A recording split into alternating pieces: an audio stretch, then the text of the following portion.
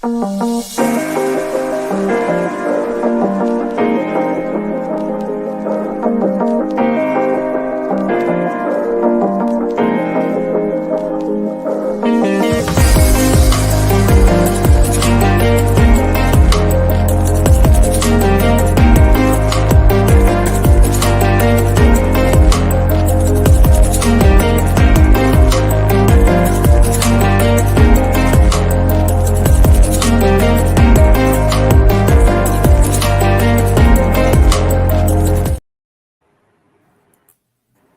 right. Hello, everyone. Welcome back to another episode of Sip and Talk with Miss Wanda. Today, we have a great show for you. We have a couple of topics that I wanted to touch on. So, the first topic is going to be about the whole situation with the young lady, Mahogany Jackson, who was beat, tortured, essayed by alleged friends, and then we're gonna pick back up on the situation, the diary. I call it audio diary with Reesa Teesa. I believe we left off on episode 16. But before we get into those topics, I would like to welcome to the platform Miss Farah. She is here to. She's an attorney, and she is here to, educate you guys on some things that she would like for you to know. So, all right, without further ado, welcome. Thank you. Thank you so much for having me. Good afternoon. Good afternoon. So just a little bit about myself. My name is Farah Mitchell. I'm a student. I graduated from Seton Hall with my law degree. I'm awaiting to take my bar exam, but I've been working in law for the last 19 years. I specialize with habitual offenders, helping them remove expungements, remove their criminal background. I do this nationwide, as well as I do exoneration. So people who are locked up, I help them file motions to get released and get a resentence on their current charge. All right. And so you were telling me earlier that you wanted to there was a reason why you wanted to spread the word about what you have going on. Right. There's some new federal laws that came in as of January 1st to help those that were, previously convicted. They have some penal codes, the 1109, which is the gang crimes, those of who were committed with the RICO, penal code 654, if you felt that you didn't have a fair jury trial, or if the prosecutor made you take a plea based upon your previous charges. Sometimes they went back to when you were 17 years old. As well as the Racial Equality Act. So these new laws are enhanced. So even if you have multiple felonies, you can still get your record expunged. And I'm trying to put a little urgency on it because I don't know if these laws will still be in effect. Hello. If these laws will still be in effect, if Trump does get into office, he might overturn these laws, and you may not be able to get your record expunged if you have multiple felonies. Also, like I said, these are nationwide. These are federal laws that overweigh your state laws. So I know Minneapolis is pretty frequent on second chances, but those who are listening nationwide, it's better to get in now while the fire is hot. That's what I'm trying to kind of say. Also, people who are trying to get grants for their businesses or affordable housing, new jobs, it's better to start getting your record expunged now before we might not have these availability to us. All right. That's dope. That's dope. I was just going to ask if anybody had any questions for her on anything that she just spoke on. I can speak a little bit about the laws, and because I know it's kind of like, well, what does it do? So the new laws, like I said, the Racial Equality Act, that's for those that felt that, they didn't get a jury of their peers. They feel like you should have been sentenced only on that one current charge, not based upon your whole background. Sometimes the defense attorney did not assist you correctly. They didn't have a whole strategy, a game plan on how to fight this case, and basically you just had to plea out. So if you were a victim of those, this falls under, these laws fall under that category and help you get this removed. All right. So I would like to thank you for dropping by with that information. And I am going to actually take this clip of this discussion right here from this video, make a reel, and then I'll add your information. And if you want to send me your contact information, I'll make sure I put that in the description of the video so people can reach out to you and know where to find you. And thank you for dropping by. Now it's up to you if you want to stay and take part of the discussion. You're more than welcome. do, because the other girl that went down to Mexico, she was from Charlotte, so it's kind of like something kind of personal home. Once again, it's like after we, what was her name? Shanquilla Robinson. Shanquilla, yeah, she was from Charlotte, so this is like again, like I kind of had a little tidbit of how people can avoid going through this process, and thinking that your friends are you're safe with your friends, and this happens to somebody in such a brutal way. Yeah. I would say, like, it's best to travel solo, or if you are going to travel with family members. Keep in touch with your family on a daily basis, so that way that you don't have to encounter any issues. Tragic. I'm sorry, go ahead. Yeah, well, this situation, they weren't even traveling. These are people that she hung out. Well, same thing with Shanquilla. Those was the people that she hung out with on a regular date basis. But they invited her to, like, it was supposed to be like a kickback or something. So they had her under the impression that they was all gonna kick it, but all in wrong. They all had a plan for her. Wow, that's and so sad. They just did her dirty. I'm about to share my screen. I'm so sorry to hear that. Like that is just sad. And it's like over and over again. That's the same thing that happened in Chicago too, and you're just trying to mingle and have a social life, and you're not safe no more. Yeah. I think that people got to stop using that word friend. They got to stop throwing that word around so loosely, because I don't know. It's just everybody's not your friend. Everybody not for you. All right. So it says she sent her mother a message. Says send help, don't call. She messaged her family for help during kidnapping, was tortured, murdered, and then she was also SA. 5 of the 8 defendants charged in the murder of an Alabama mother were denied bond on Monday for allegedly participating in the protracted torture of the victim before her death. Although Giovanni Clapp, who was 23, Blair Green, 25, Tasia Lewis, 26, Sanaya McCall, 23, and Ariana Lachey Robinson, 23, did not personally unalive the victim, Mahogany Jackson, 20, who was 20 years old. Judge Keisha Davis maintained that they each played a role in her death, according to Birmingham Fox affiliate. Wow. She was found shot. She was found dead, shot in the head at an illegal dump site in the 1700 block of Laurel Avenue, the morning after messaging her family that she was being held hostage and asking them to call police. Officers soon made 8 arrests. After aforementioned 5 defendants are charged with felony murder, first-degree kidnapping, and first-degree sodomy, according to Alabama.com. I guess that's what it's saying. So listen. So far, what are you guys' thoughts and point? Like, what could she have done so bad that, you know what I'm saying? Like, they had to just do her like that. What do you guys think? I personally don't think there's nothing that anybody can do that bad to deserve, or even just have to go through that.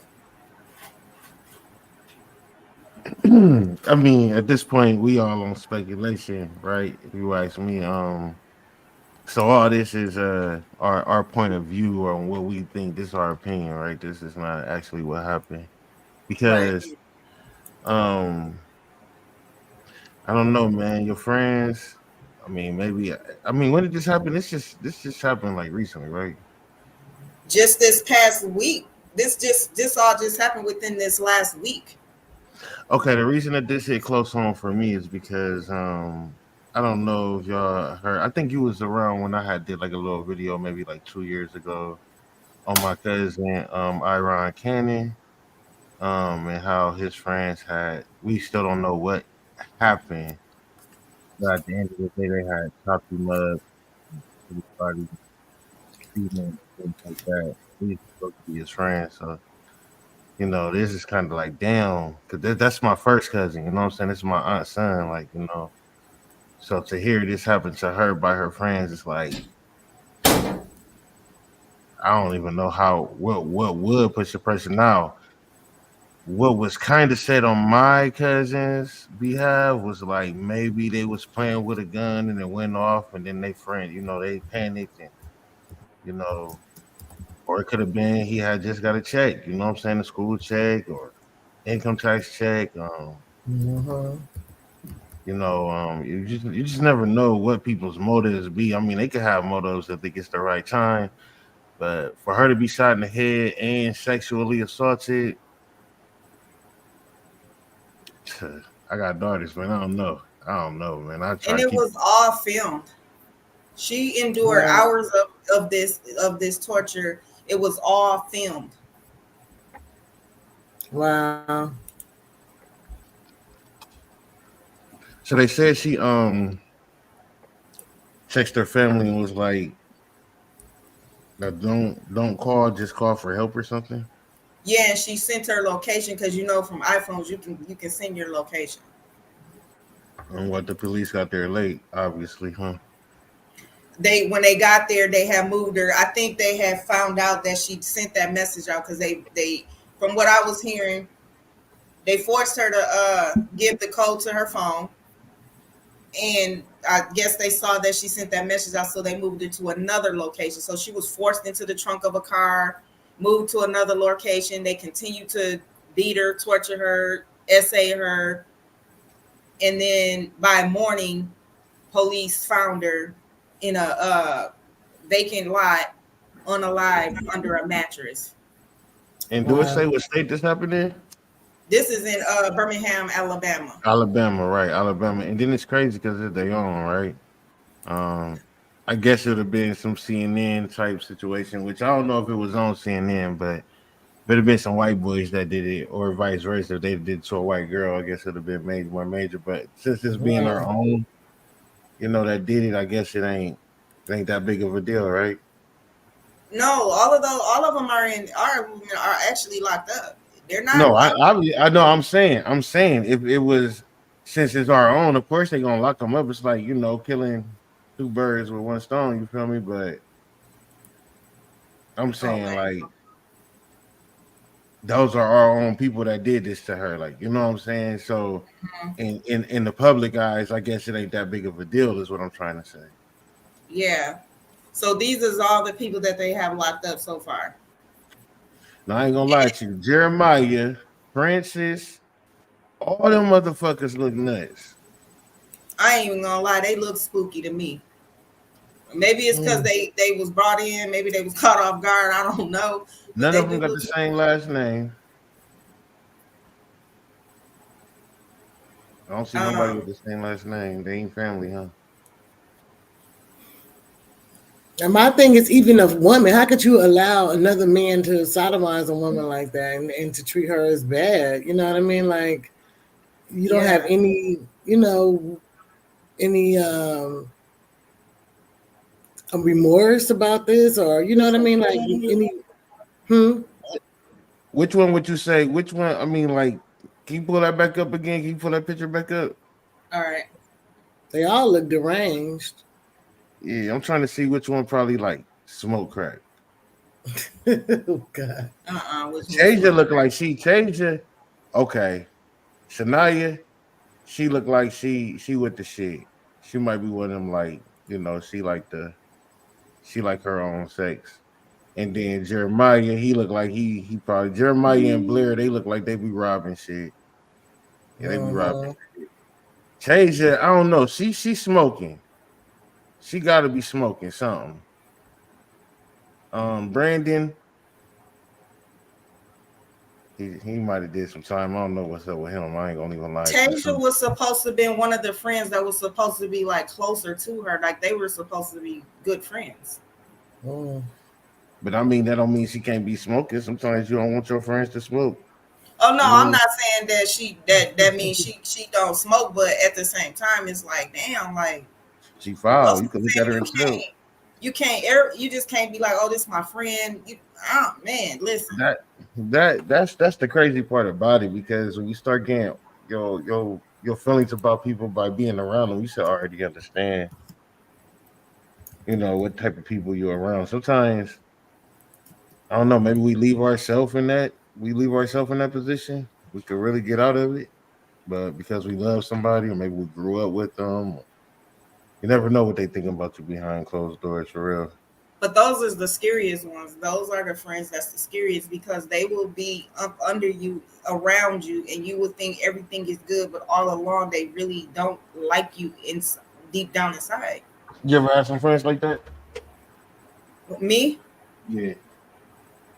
yeah, I've had friends that really didn't care for me, but it was like I learned like it didn't go on for long periods of time. Like you know what I'm My saying? my shit went on for about 10 years. What about you, Miss Mitchell or I mean, dividend? I got good discernment. If I feel like it's not the energy ain't there, I'm just gonna fall back, and I won't deal with you.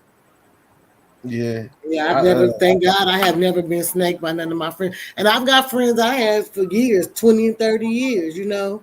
I just guess God just blessed me with good people, or yeah. nothing would ever happen like this, or like that. We're sisters more than friends. I've been in some positions where I was like the dummy. You know what I'm saying? Where oh, you got my nigga fucked up. He over there acting stupid as fuck. Ain't got no respect for nobody, but all of a sudden they disrespect him. And that's the only part of the story I know. You feel me? When they come and get me, is that he was disrespected. I don't know about the whole how we got to this point. So now I'm finna run over here with you, possibly get shot up or murdered or whatever the case may be, all over some friend shit. You know what I'm saying? And that ain't even a real friend because why would I take you to that danger, right? Um, Right. but sometimes, man, it be them days where it be cold outside and them the same people who let you sleep in their house. You know what I'm saying? And so you kind of do open, you kind of do let them in, so to speak. And because if they friends and you allow this to happen, like I don't see where else you would see that there wouldn't be no friendship other than maybe I was at my worst and this person had my back. And now the same person is watching me be recorded sexually assaulted. Because that's almost like the girl that happened in Kenya or the boy that went out to the woods with his friends and the accidental shooting and shit like that. It's always the friends though, man. It's always about some friends and shit. That should be crazy. I think or the shit in Mexico. I think we was just talking about that with her friends, right? Where they didn't know what happened, nobody know what happened. Where we got like little bits of the video of the fight and shit. Yeah. And everybody left her there, like they just left her there, like you know what I'm saying. He's supposed to be your homie, so you never know what people be going through to make you think that a person is a friend. But I say sometimes the person might let you sleep on the couch not because they're your friend, but because they know that you got potential to make something happen and they can get something out of you later on. It don't even be genuinely letting you sleep on their couch. It just be more like, okay, this nigga, I know he about to go to the NBA. You know what I'm saying? Ain't got nothing else to do with nothing else. Like, if this nigga was about to Right. go to the NBA, he wouldn't even be on the couch. But right now, since I know he about to go to the NBA, yeah, bro, man, you would never have to sleep on me. Hell no. Then as soon as he get that check, like, bro, I used to let you sleep on the couch. Like, if they don't give you no money, so Hmm. Facts. it's crazy shit. It's crazy. Friendship is scary these days. I'm sorry. It's shoot, it's almost scary as relationship. If not, it's scarier. I'm for real. Like it's almost as scary as being like in a relationship. Like that's crazy. Like how people just plot on somebody. Like you plot on somebody, you set them up, you lead them to somewhere where you got them in a vulnerable state where they're helpless, and you do them like that. And I don't want to hear nobody out there blame this on mental illness. This is straight just evil, not mental illness. This is evil. Yeah. It could be still mental illness, man. No. Listen, Mm-mm. I get it. All these adverbs that we putting on people, I get it because a lot of times people use it as an excuse. I had somebody very close to me ask me if there was a possibility of me feeling any type of remorse on some of the things I may have said to them if it was if it was medically diagnosed that they had a mental illness. Like, so they looking for a reason to justify the dumb shit. Like, right. So I'm like, at this point with these people, we talking about Alabama. 9 times out of 10, if they aunties and uncles wasn't, going through the bullshit, they damn near their grandmas and they great aunties and uncles was going through it. And they great aunties and uncles. And that's Alabama, like, you know what I'm saying? So it ain't nothing but hate down there, right? You got the white folks hating you, then you got the black folks trying to get away from this hate shit. And they society down there, bro, it could be mental. That's all I'm saying. Like, to come up in the area they come up with, say, Miss Londa, me and you actually got beef because I'm waiting on part 17. And actually, we're gonna get to that after that. And in 2 weeks is a stretch because I only missed like one Sunday, so that was a stretch drunk. But I got technically last week was a whole week, and this is a. We did so. Me and Vonda did that Wednesday because it's so many parts to it. We did do that Wednesday, and I did put it out there before, so don't blame me. But yeah, man, friends, everybody with Mo3 say, man, shout out to him, man. That man died, man. But we say everybody ain't your friend, everybody ain't your partner. Like, and that's a fact, man. You learn that shit. I learned that shit firsthand, so.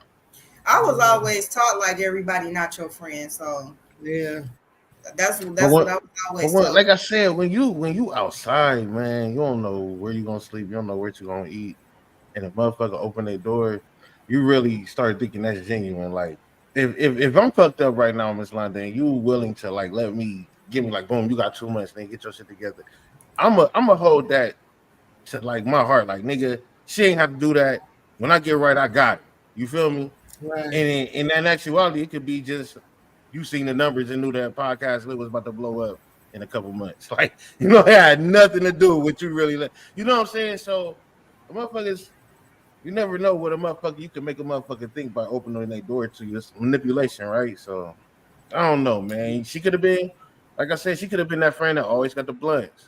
She always got the weed. She always got the liquor. Like, so it ain't that I don't like you. It's just you just always got something. So I keep you around. And then that person like, well, shit, this person fuck with me. They always calling me, asking me what I'm doing and shit. I'm gonna go grab a bottle, go kick it with my nigga. Like, you know what I'm saying? So it could have been that. Then she go over there, meet up with, I don't know, man. Cause you start to find out that your friends got other friends, right? You start to find out that your friends got other niggas that they more loyal to than you, and you don't know nothing about it because y'all got your own relationship. When y'all kick it, y'all link up, y'all don't worry about nobody else. But you don't know that this motherfucker got a whole nother person that they kick it with tough too. And that's they nigga. That could have been it. You know what I'm saying? I don't know, man. That shit, the world is weird. But the good thing is that they all got caught. They could have went on the run and they never been able to catch them. So at least they can pay for what they did to this young lady. They're saying that it's more people involved though, like that is not just the ones they just showed. No, and I'm just like, that's weird. That's just like, why? That's what I'm saying. Like, all them people, we can't just say all them people is based off of mental health illness. No, it just sounds like evil to me. Well, before we switch the topic, since we on Atlanta, I said before we switch the topic, since we on the Alabama. And you got the law group going on. I want to ask you this question. So you remember the Alabama or the Montgomery brawl with the chairs, the white chairs, and all that shit? Mm-hmm. Yeah. Okay. So it was a video that went unnoticed. Like, nobody gave a fuck, and it's because most likely it's the prison system. So after that Alabama brawl happened, and everybody was black people, promoting the chair and all this other shit. The black people that was in the prison systems in Alabama was getting the fuck beat out of them. All because of this Montgomery. And people outside didn't understand that because we taking the dub, right? We finally showed them.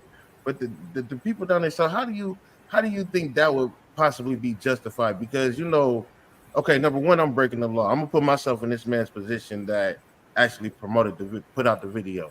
Number one, I'm breaking the law because I ain't supposed to have no cell phone in jail. Mm-hmm. Number one. But I'm putting this information out there because I need y'all to know what the fuck is going on to us. So how do I win that? And how do I come to you if I'm in that position? Because they in here beating our ass. Right. I would just help tell you, help you file the ACLU, Department of Justice complaint. You can file with the governor, complain with the governor and the attorney general. But it's, it's the dirty South, so they can play like they want to play. Luckily, Hawk Newsom, he's one of a famous attorney down there. He's just built an office in the Mississippi and Alabama line, so he's trying to like go into these prisons and start having them speaking to inmates and having them actually get lawsuits against the state. But they are state property. It's hard to say. They are supposed Once to you go have. in, Livable conditions, right. and they can Oh, file right. habeas corpus for writ of habeas corpus for livable conditions. But I know somebody. I have an inmate client that I have in Pennsylvania. They don't even have good drinking water, and it's been like that for 4 or 5 years. They've even filed, writ of habeas corpus, and they can't wash their clothes in the water. It's just a bad situation, but it's state property, so it's a sticky situation. Okay, I got one more question for you then, because like you said, it's a sticky situation. I believe it's Alabama. I could be wrong, and I hope you know what I'm talking about. There's a place, and I swear I think it's Alabama, where they have changed it to where all of the, I guess, judicial governmental people are basically white, like, or something like that. Do you know what I'm talking about? No, tell me more.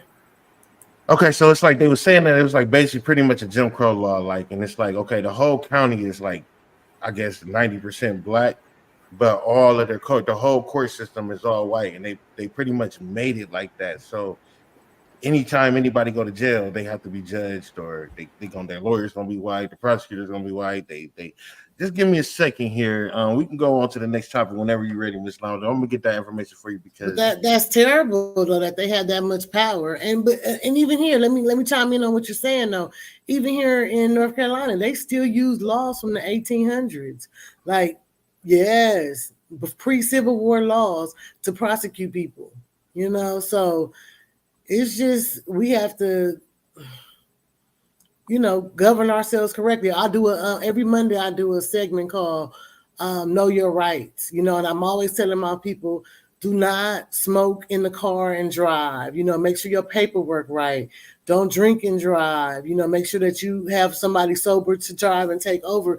Don't do silly things like loud music or screeching your tires. Don't bring attention to you. And if you do get stopped, know how to govern yourself. Know how to be able to give your license and your registration. Tell them this is what I do for a living. This is who I am, and just govern yourself, because they have a Brady law. It's a law called the Brady law. If you feel that you were misjudged, or there was a corrupt cop and he didn't handle you correctly, you can go behind him and file a civil suit against him. I've known people who actually got a cop's pension, and he was no longer allowed to take an oath or a testimony in any courtroom after putting him on the Brady law. So I always tell people, don't put yourself in a predicament that in 1 second can change your life. okay, and so currently, so basically, what the where I was talking about too is that it's in Jackson, Mississippi. So they calling it a Jim Crow 2.0, and it's happening in Jackson, Mississippi. What it basically is like, the judges will replace the previous method of voter elected judges. Therefore, people like Randolph and its appointed people who are most likely white and conservative will have the power to dictate the political atmosphere of Jackson, and that's Wow. you feel me, 85% black people. So it's like you got all these white people in control. So it's really getting scary, because it's like other states gonna start to Yeah. take this. And technically they can. They really can. Because we don't vote, or we can't vote. So it's kind of on us. If we can vote, you need to get out there, especially this election. That's why I'm getting on here now. Like, if Trump gets in, it's going to be rough for us. So we need to be Like, what did able to. Biden say? It ain't gonna get rougher. Either way, it's like it's a lesser of two evils at this point. I agree with you. But right now, under these laws that are currently here, they can take all your record and clear it. So let's start off with a clean slate and then we go from there. You get what I mean? Yes, ma'am. Yes, ma'am. Yes, ma'am. Hey, most of the racists. What do you say, Miss London? Over here reading. It went out. Mexican snatched them ass over and Wow. was at his feet. Damn. Wow. Welcome, Vonda. Old school. She might be away. All right, so let me pull up. Are we ready to go to the next topic? Oh yeah, we rocking out. Huh? Mm-hmm. Okay.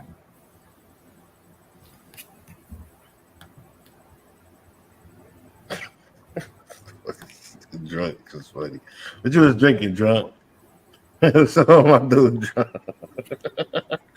Man, this man said I missed Boom. Boom in so deep that I'm in deep, and I feel like my feet playing in the.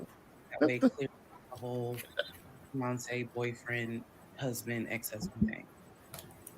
So his name is Legion. Anyone that knows me will tell you that is what I call him. So Legion and I, when I left off at part 16, or excuse me, part 15, Legion and I got married January 5th of 2021. For the first 2 weeks, things were fine.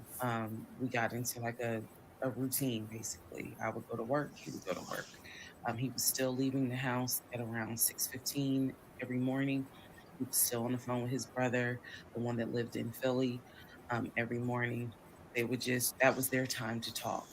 From what I was told, the brother got off work. I guess he must have worked the third shift, and so he was getting off work as Legion was getting ready to go to work. So that was the perfect time for them to talk. He would talk to his brother in Baltimore and the brother in Augusta, pretty much, just a quick phone call here and there, if not every day, every other day. So everything was pretty much the same. I would talk to my mom almost every day. I would talk to my aunt almost every day. So it was nothing to kind of that's weird. That's what the morning routine was. He would talk. So I worked at Georgia State Patrol. And said this in a previous video, but again, there were things I said in previous videos that I remember saying, hey, remember that because it's going to come back later. So I worked at Georgia State Patrol. I had been working there for almost 8 years, 7 or 8 years by the time Legion got into the picture.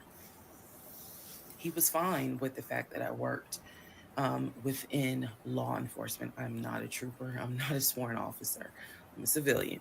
However, um, again, his dad was a retired police officer. So he was perfectly fine in the beginning with the fact that I worked for Georgia State Patrol.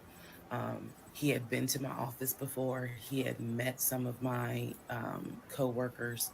Obviously, even with COVID, because I still had to go into the office 2 or 3 days a week, he had been up there. So the friend who took me to the hospital when I had my miscarriage has met him.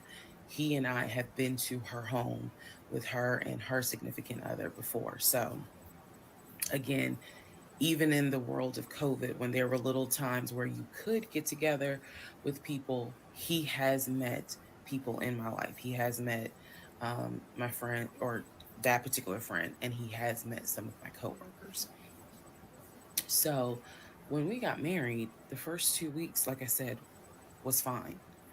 And then it's as if something snapped, something just changed.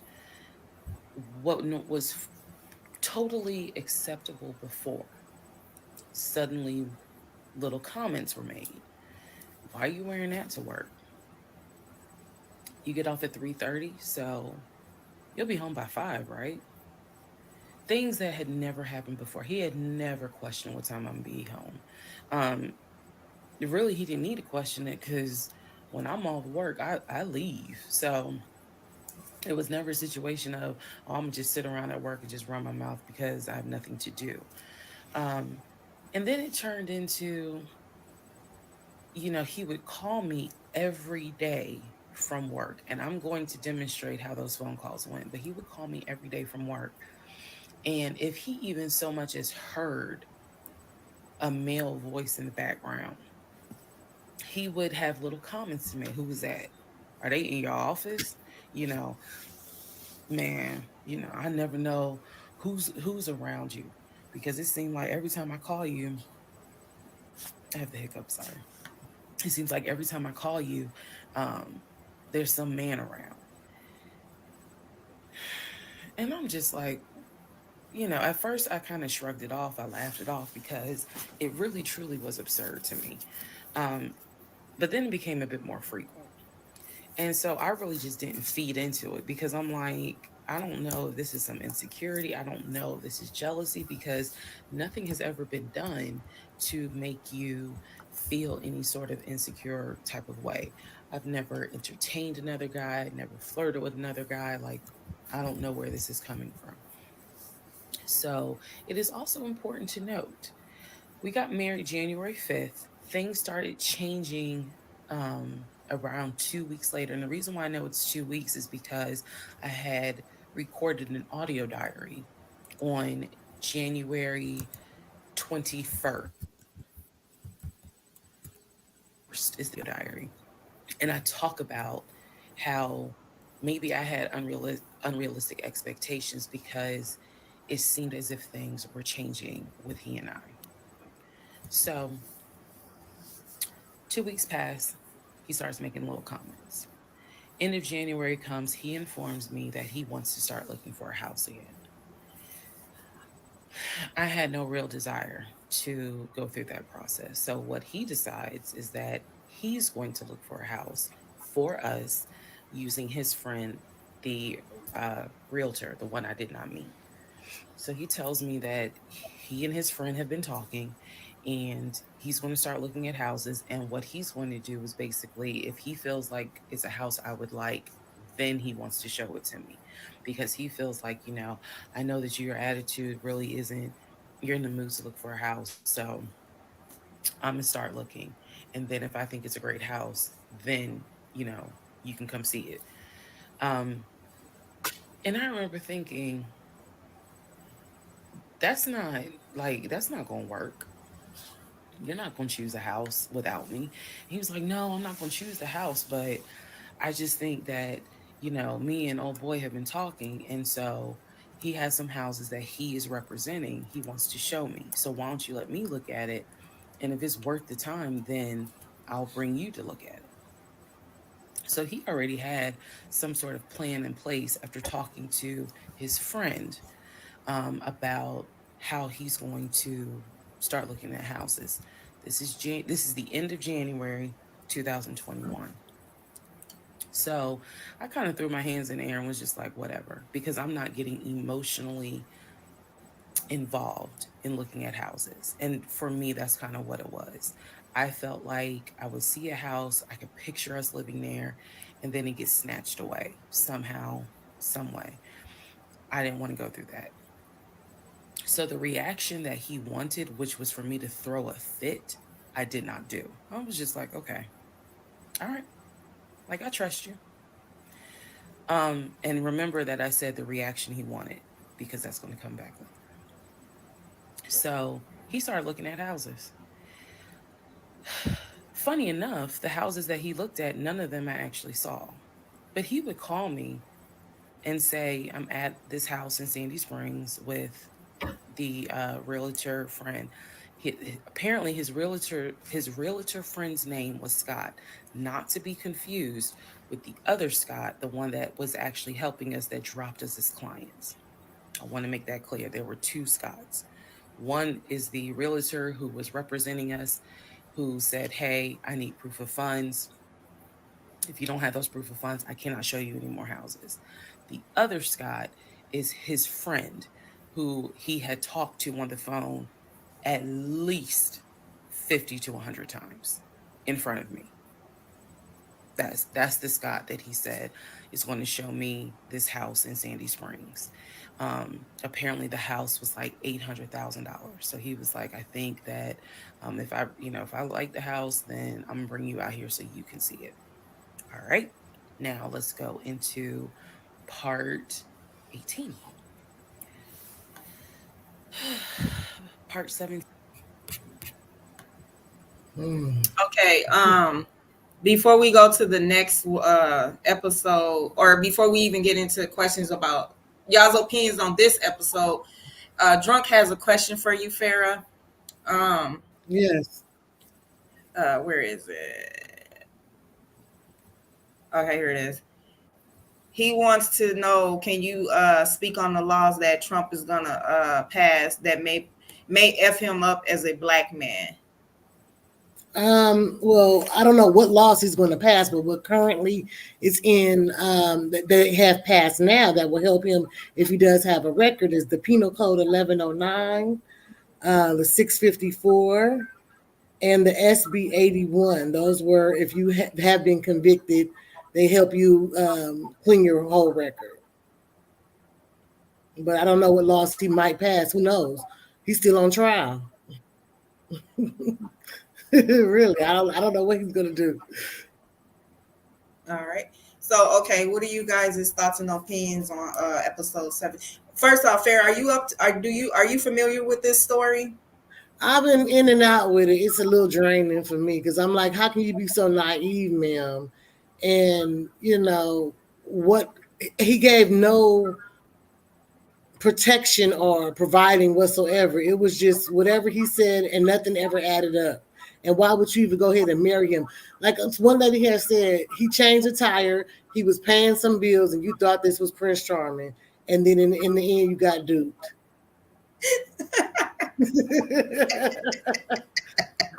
All right. Does anybody else have anything they would like to share on that episode? I just want to ask this question real quick, since there's a lot of women on this panel. Maybe if it's not a personal, or maybe you don't have to answer it personal if y'all don't want to, but do y'all know any like women that's just like this naive, Yes, I do. Yes, I do. I have, but not for that long. But most of the women I know, including myself, I'm nosy as shit. When some don't sound right, I'm dead ass serious. Like some don't sound right, I'm like, all right. When his ass leave out that door, I'm all through his shit. I'm finna figure out because some ain't making sense. Mhm. I'm all through your papers. I'm all through, and I done done it. But we at part 17. Then she already find out this nigga was doing other shit before we even got to part 6. It took her too long to do what I'm saying that I would do. Is like, girl, you was damn near the chapter 20 before you decided to go in. You know what I'm saying? Like, yeah. To do anything. And when she said, "Oh, he has money offshore," girl, where? But I saw the papers. I was like, what? Yeah, she kept harping on seeing that damn chase paper. Like, that's another thing that I was wondering about her. Like, were you like secluded from a lot of shit because you don't know that? I can make that right now and print it out. Right. She neglected the brain that God gave her. That's what it is. God gave her a brain to use and she ain't use it. And she introduced him to her family too soon. You didn't know that man long enough. Exactly. And hadn't met his. Every time it was time to meet his, it was something happened. Trash. I'm like, I think she just wanted a man. That's what I think. Because if you worked at Georgia Trooper, you sure had a private investigator somewhere that could have found out about his information. Like, come on. Well, she told, I didn't know she worked for the Trooper until today. And I'm like, oh, girl, I think you just wanted a TikTok show at this point. You know, Yes. like you know, background checkers or anything, you work for the law. But yeah, that's crazy. Everybody I know would have snapped by now. They wouldn't have went this long. Yeah, Exactly. And married. that was too long. Too long. All right. Episode 8 said they were intimate. They never traveled. You know what I mean? At least you can say, well, you paid the bills and I traveled. I have good memories. She has no memories with this man. 4 o'clock. every day that he went to She work. got memories of his Even during life. lockdown, he still had to go to work. His job was only locked down for maybe a week. For me, I was allowed to work from home, but unfortunately, I did not handle it well. And so I would fall asleep and not check email. So my boss was like, "Yeah, you're gonna have to come back to the office because you're not trustworthy." And I wasn't. I mean, I would watch Netflix and not even be on my computer. So I had to start going back to work every day, 5 days a week. Um, and I was, me and another lady were the only two in there because we were the only two who did not handle work from home properly. Anyway, that's another story. So Legion would, he started to not come home by 4 o'clock. He started to come home 5, 5:30, 6, 6:30, sometimes 7 o'clock, because he was saying that he was looking at houses after work with his friend Scott. So it definitely was noticed that things are changing.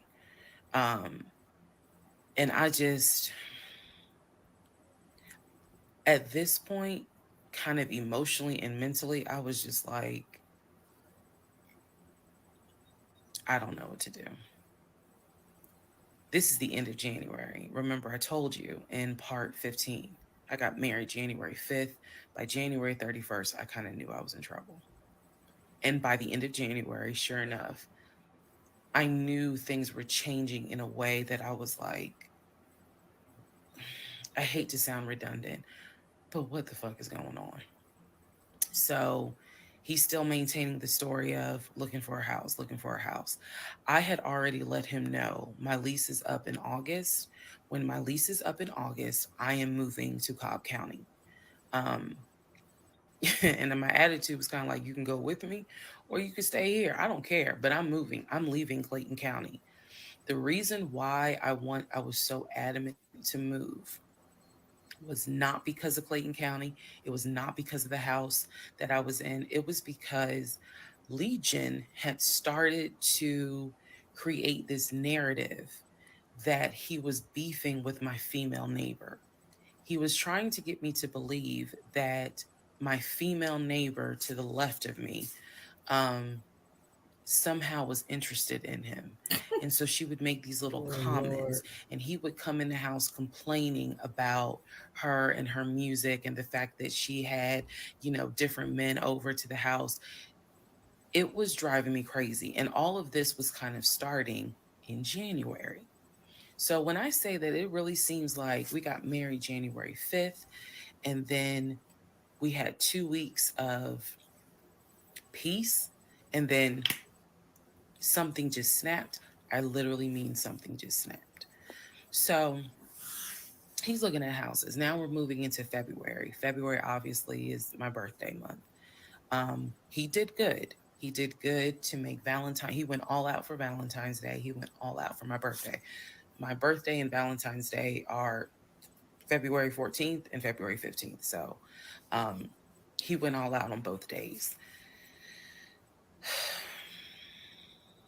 Y'all ain't even gonna believe this story. But I said I would share even when it makes me look bad.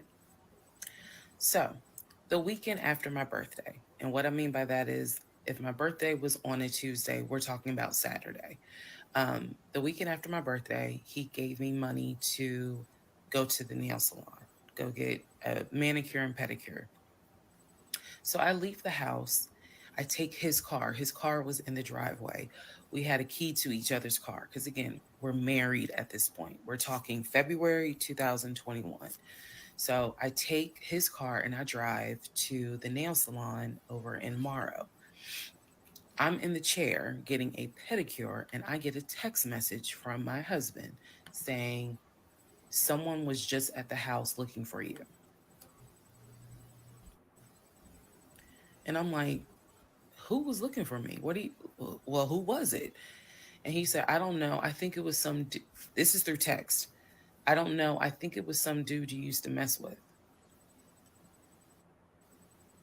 Okay. Um, I was like, what are you talking about? He was like, I'm telling you, some guy just came to the house looking for you. I told him you were not here. So at this point, y'all, I'm in the chair at the salon. I'm freaking out because I'm like, who the fuck has the audacity to come to my home unannounced, uninvited, talking about they're looking for me? Especially because before I met my husband, I was working the last shift at Amazon as a part-time job. So I had not dealt with, dated anything with anyone for about a year before I met him in March of 2020. So I really was like, who the hell is this coming to my house? So I finish the pedicure, I head home. Once I get home, I'm like, what are you talking about? What happened?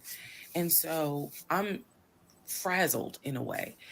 And he's calm. He was like, yeah, it was a black Dodge Charger.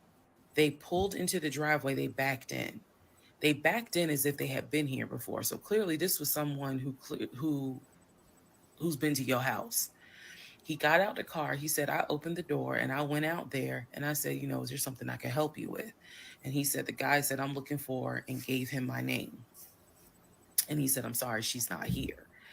And he said, he was like, oh, okay. All right then. And just got in the car and drove off. And I was like, my brain stopped working because I'm thinking, who the heck could this be? A Dodge Charger? I was like, are you sure that it wasn't law enforcement? Like, was it the sheriff's office trying to serve me with a lawsuit for a credit card I didn't pay? He was like, no, he was in regular clothes. He was like, and it was not a police car. It was on a marked unit, basically. And so I'm just like, who the heck could this be? And he was like, I know who it was. And I said, who? He was like, I think it was your ex. I said, what ex? He was like, the one that you had dated for 2 years. Remember back in like part 3, part 4, I told y'all he told me about his ex. I told him about mine. I thought we were being honest with each other. So now, fast forward to February 2021, and he's telling me, yeah, I think it was the ex that you had been dealing with for those 2 years before you met me.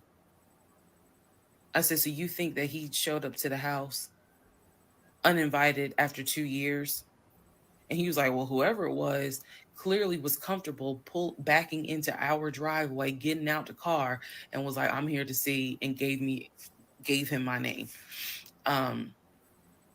And so he was like, she's not here. Is there something I can help you with? And the guy was like, nah, it's cool. And then just got in the car and drove off. So again, brain is like, who could this be? So then Legion says to me, you know what? The way that you reacting to this is real suspect. And I'm like, what are you talking about? He was like, you over here freaking out. I told you I took care of it. I told you it was fine. And you over here freaking out, which makes me wonder, what have you been up to? Now, let's go to part 19. Okay, part 18. Who the fuck did I marry? So I got something to say about the first part when she was saying about the neighbor. My opinion, he was sleeping with the neighbor and he was damn lying. So what y'all got to say? My part, I'm stuck on. She kept talking about her brain went blank. Your brain been blank the whole time, if you ask me. It wasn't just no off and on with it. Your brain was completely off. Like he had control over that mug or something. I don't know. I'm digging that comment though. I think that's Bree. That Legion, the only person I know is 700K. I've been looking for a house for over a year. Crazy. Anybody else? That's it. Well, ladies and gents, we in Charlotte, so it's 9:00 here. So I gotta tap out, but I enjoyed this conversation with you all, and I look forward to getting back on with you at another time. Okay, thank you for joining. You. You have a good evening. All right, Have a have great good one. evening. Good night. Yeah. Bye bye. It's two 18s. Okay, I see. I see. I see. This lady is bored. Says to She me, was bored and needed a the way you're TikTok right there. acting is real suspect because I told you it was fine. I took care of it. He was like, I ain't even worried about it. He was like, obviously, that nigga didn't know that you now married, that you've moved on. And so now he knows it. But for me, it was the fact that I don't do pop-ups. Don't come to my house unannounced. So if someone has done that, for me, it automatically feels like a violation and it feels like it needs to be addressed. So it was not as simple as I already took care of it. It's fine. Let it go. Nah, we ain't letting nothing go because you don't have my permission to show up to my house. And before this turns into something where I'm gonna be on Fox 5 News, I need to address that with you because that is not okay. So he didn't like the reaction I had to the story he told me, where someone basically disrespected my home. And he felt like my reaction was really suspect. So, um, what I'm gonna get into the little details that he did not know about. So he tells me again, it was a black Charger, a black Dodge Charger. They backed into the driveway. A gentleman got out of the car and he asked for me by name, and Legion said she's not here. So um, I asked him, what does the guy look like? And he said, he was like, why does it matter? I said, what the fuck does he look like? So Legion proceeds to give me the most generic description you can give. He was like, well, um, he was shorter than me. Ex-husband is about 6'3", 6'4". He was shorter than me. He was brown skinned. I said, did he have a hat on his head? Mind you, I understand that before marriage, I was a damn fool. I understand that. But every woman has that moment where you only gonna fool her but for so long. And eventually puzzles start coming together. Not For as long as me, you. I felt like moving into marriage, certain things started coming together. So I said to him, um, did he have a hat on his head? He was like, nah, he ain't wear a hat. So in my mind, I am mentally going down a list of every possible man it could be. Um, and it was only like four men. I had been in that house about 3 or 4 years at this point. So I knew all of the people, and I'm talking about from maintenance down to ex boyfriends. It was a total of like four men. So when he said that it was a black Charger, I immediately was like, okay, I know that crosses out one. He said he was shorter than him. All of them were shorter than him. I said, did he have a hat on his head? He said, no, that crossed out one because one in particular was a maintenance guy who always wore a hat on his head because he had like a bruise or something, and he was just self-conscious about it. So he always wore a hat. That leaves two. So I said, was he muscular or was he skinny? So Legion's getting all frustrated. I said, just answer the question. He was like, well, he was kind of in between. And I said, okay. Um, he was in between. I said, so was he light skinned or was he dark skinned? He was like, I told you he was brown skinned. I said, was he my complexion? He said, no, he was brown skinned. That eliminates one. So now there's one left. And yes, the one left would have been the ex that I had dated for 2 years. And so he was like, I know it was your ex. I know it was your ex. And I was like, that don't make no sense because the ex that in my mind, I'm saying this, the ex that I had dated, he and I had no contact with each other. And he was not the type to just pop up at your house. That ain't his style. Not to mention, and I ain't tell Legion this, that man would not be caught dead driving a Dodge Charger. He hated Chargers because he drove it as a patrol car. So I didn't say anything. I just was like, that's weird. So what Legion didn't know is that at the time I had a security system. So I had a security system where anytime the front door, the garage door, or the back door was open, basically any entry point, anytime it was open or closed, it would send me a text message notification. So when he's telling me all this, I'm looking at my phone and I see a notification where the front door was opened and it was shut all within the same minute. So, for example, if it says front door open at 1 p.m., front door closed at 1 p.m. So, whatever he did was within those 60 seconds. He's telling me the story of the guy got out the car. He opened the door. He went out there. Can I help you? And the guy said, I'm looking for. And Legion said, no, she's not here. And so he said the guy kind of was like, okay. And he was like, all right, thank you. And got in the car and drove off. Legion has also told me that he watched him drive out of the neighborhood, which means because of the way the house was set up, the townhouse, he would have still been outside watching this. I could be wrong, but something in me was like, that would take more than 60 seconds. So for the door to have been open and shut within the same 60 seconds, I was like, hmm, okay. So also what he didn't know, we didn't have a Ring door camera, but my neighbor did.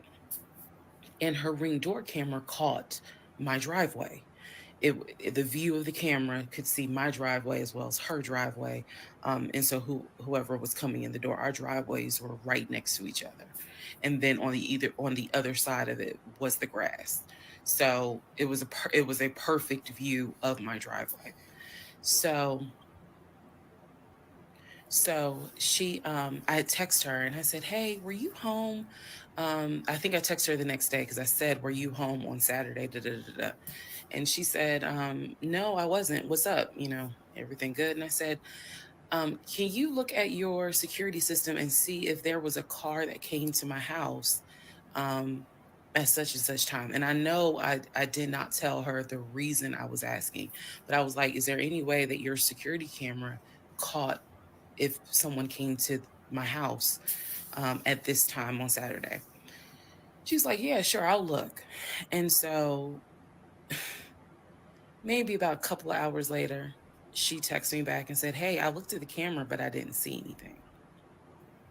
And I said, okay, by any chance, did it catch if someone maybe walked up the driveway? Like maybe it wasn't a car in the driveway, but someone walked up. She said, I didn't see anything with your driveway yesterday.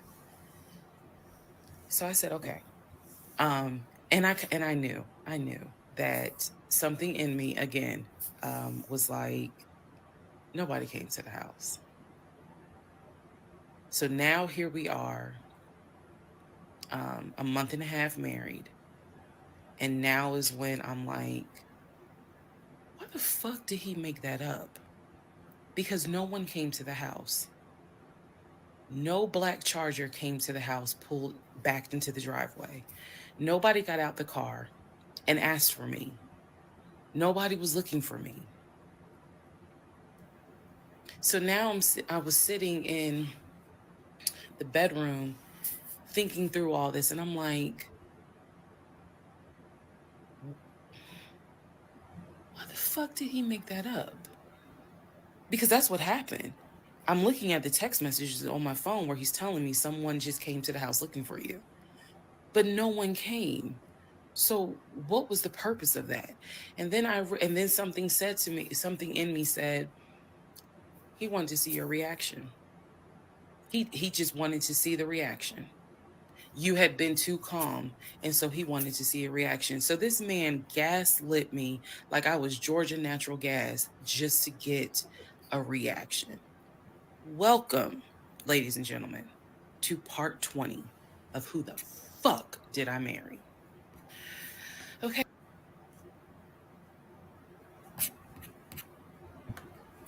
All right. I knew it. I knew it. Do what? That he was lying? I knew he was lying, making it up from the beginning when she said something. At this point, everything come out his mouth, you got a question. Yeah, You but got what's the his question if it's motive? the truth or not.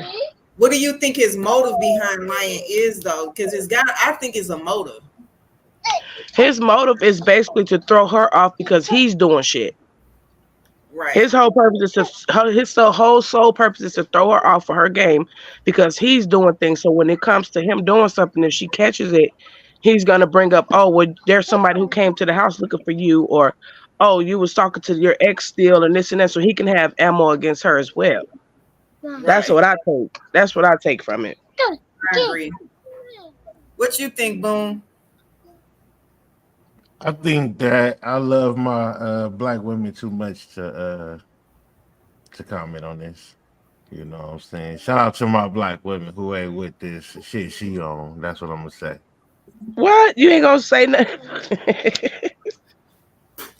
Cause it's gonna be very disrespectful, right? You know, I'll be disrespecting my black women. It ain't all black women, but I'm just saying, listen, I'm gonna say this. Me and Miss London need to have a talk later on about the story we finna come up with to get these views, to get these dollars. We're gonna figure it out. We're gonna figure it I out. ain't playing the dummy. Yeah. I don't know. Hey, listen, you know what? I might have to play the dummy, right? Because we already got the woman version. We don't need another woman dummy, right? We gotta let this one ride out. And then when I come out with my dummy version, then we can get another woman dummy version. But we need a man dummy version first. So I'll take that. We're gonna figure it out because at this point, man, I ain't gonna lie to you. It's like I think that after that, like the first couple of videos and shit, you get you a little $2,000-$3,000 off your little first 30,000 views. Or so you're like, hold on, there's some more to the story, you know what I'm saying? And then you get another 2,000-3,000. You like, shit, I can add extra. So it come from sitting on the bench to sitting on the bench that had roaches on it or something. You know, you got to make this shit extra now. So I don't know, man. But shout out to her. I want to. Oh, see, so okay, I've heard a lot of people. I've heard even Charlemagne was said some disrespectful shit. So because of a person, because of what you feel isn't attractive to you, that a person deserves to get treated in the way that she got treated.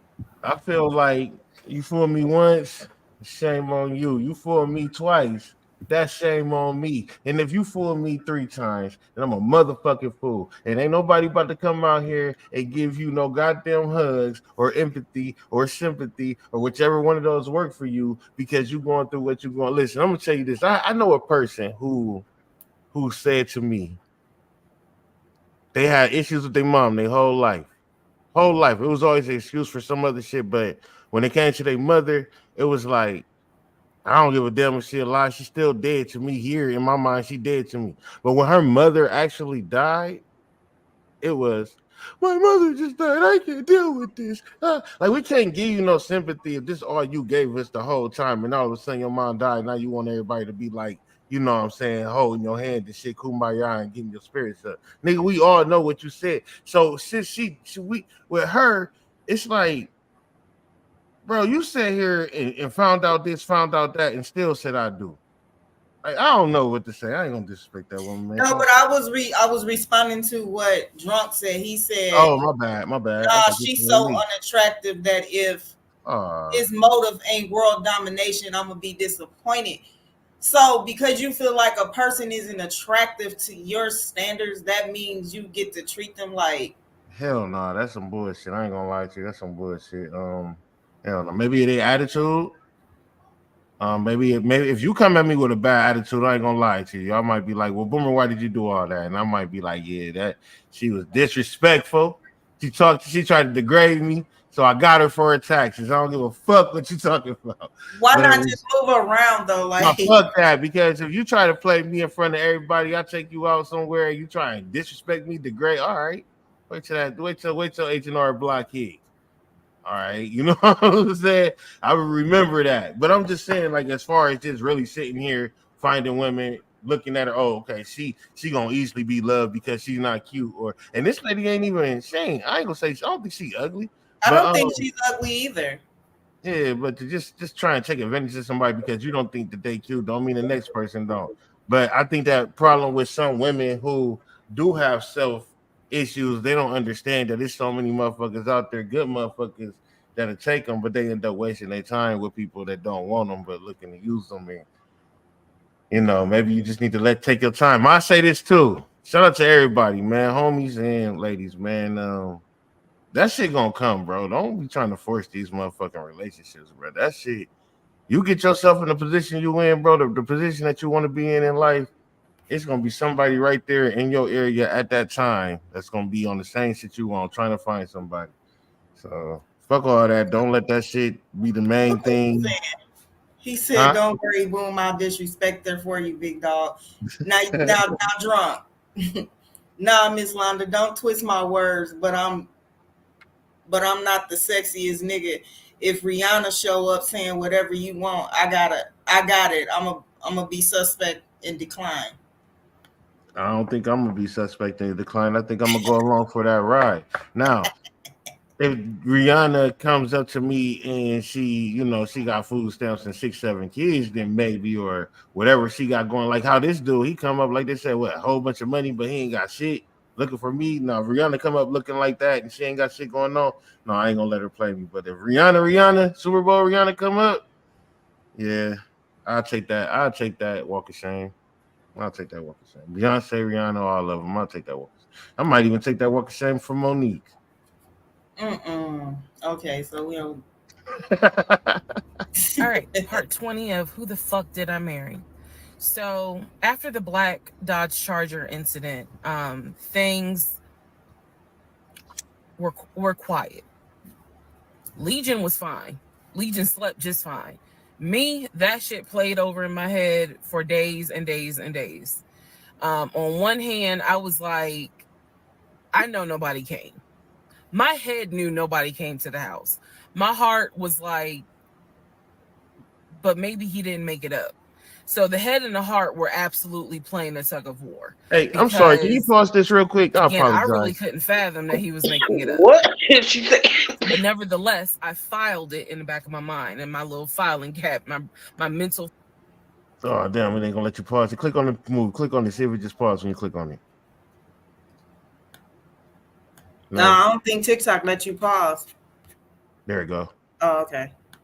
So I just want to say this: if everybody pay attention to some of these videos and shit, it's always a different motherfucking time. Y'all not about to tell me she ain't thought about this shit. She thought about this shit before she came up with this video. One video she doing some makeup, one video she in the bathroom, other video she laying in the bed, another video she in the car outside in the project, another video she driving down the street and shit. She been putting this shit together and getting all these motherfucking views. So I ain't gonna even knock her motherfucking hustle. Shout out to her. But we got to come up with a story. Okay. Yeah, she was doing audio notes the whole time. Man, come on, Vonda, you already know. Mm-hmm. All right, this didn't sound right. Let me go back and redo this because this didn't sound right. Let me fix this part. Man.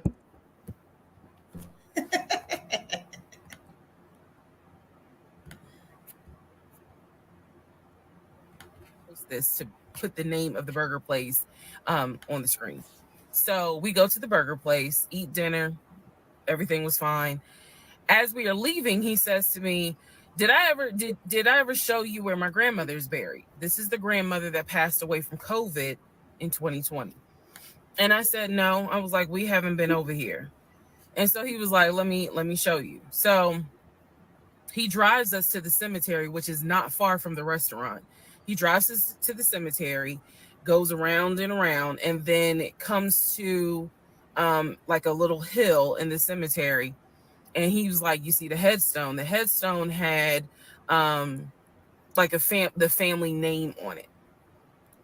And it did not have, for example, John David Doe. It just had Doe. Okay. So there were no dates on it. So it reminded me of just a headstone where it was probably multiple family members buried underneath it. That's what it reminded me of. And so he was like, my grandfather and my grandmother are buried there. I do recall him telling me when the grandmother died in 2020 that she wanted to be buried next to his grandfather. And so we're sitting in the car because we can see the headstone like on top of the hill from the car. And he tells me that is where his grandmother and grandfather are buried, that the family was able to get her, her wishes were to be buried next to the grandfather. Okay. So as we are leaving, we take a different route home.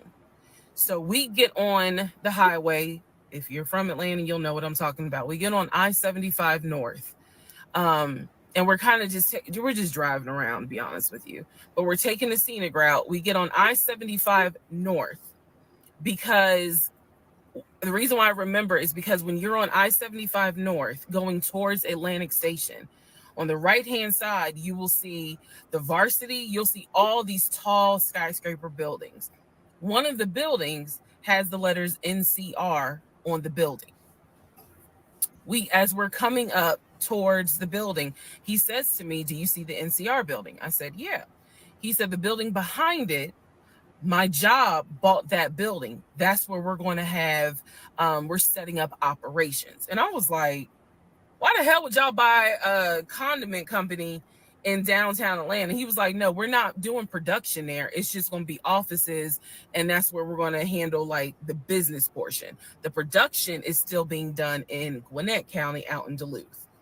And so I was like, "Oh, okay." He was like, "That's where I keep the company car." So I was like, "The company car?" I said, "Aren't you supposed to be bringing the company car home?" And he was like, "I don't want to bring the company car home because it's Clayton County and it's a $90,000 car. And I don't want no problems." So he's telling me that he keeps the company car at the building downtown Atlanta that's behind the NCR building. I barely could see what building he's talking about, but he was like, "It's the building right behind it." And so he's telling me that that's where his office is. So I said to him, "Take me to your office. I know it's a Saturday, but shit, you wanted the VPs, right? So take me to your office." No, I had not been to his office simply because, again, COVID. So I was like, "Take me to your office." And he was like, "I can." He was like, "That's no problem." So do I have the other phone? I do. So y'all are in luck. So I can maybe reenact how this goes. So he gets off the exit and starts driving towards the NCR building. While he's driving towards the NCR building, he always has kept his phone in his left pocket. This is my left hand. So he pulls his phone out and he starts calling. He tells me he's calling Willie. Willie is supposed to be the head of security. So he's saying, "Let me call Willie real quick to make sure that the building's open." So he proceeds. This is another phone, but he proceeds to go ahead and call Willie. We're still driving, by the way. We're still driving. I'm on the phone, scrolling through Facebook, trying to figure out some random shit. But he's driving with the phone up to it. So driving with the phone, next thing I hear, "Hey, Willie, it's Legion. Hey, how's it going?" "I'm good." "Hey, is the building open?" "No, I just want to take my wife up there so she can see it and see my office." "Are you up there right now?" "You're not?" "Okay, is Mr. Justin working?" "Okay. So is there anybody up there that can physically open the building? Because I don't think my badge is going to get me at least in the front door because of it's on the weekend lock." "Okay. Okay. All right, let me know."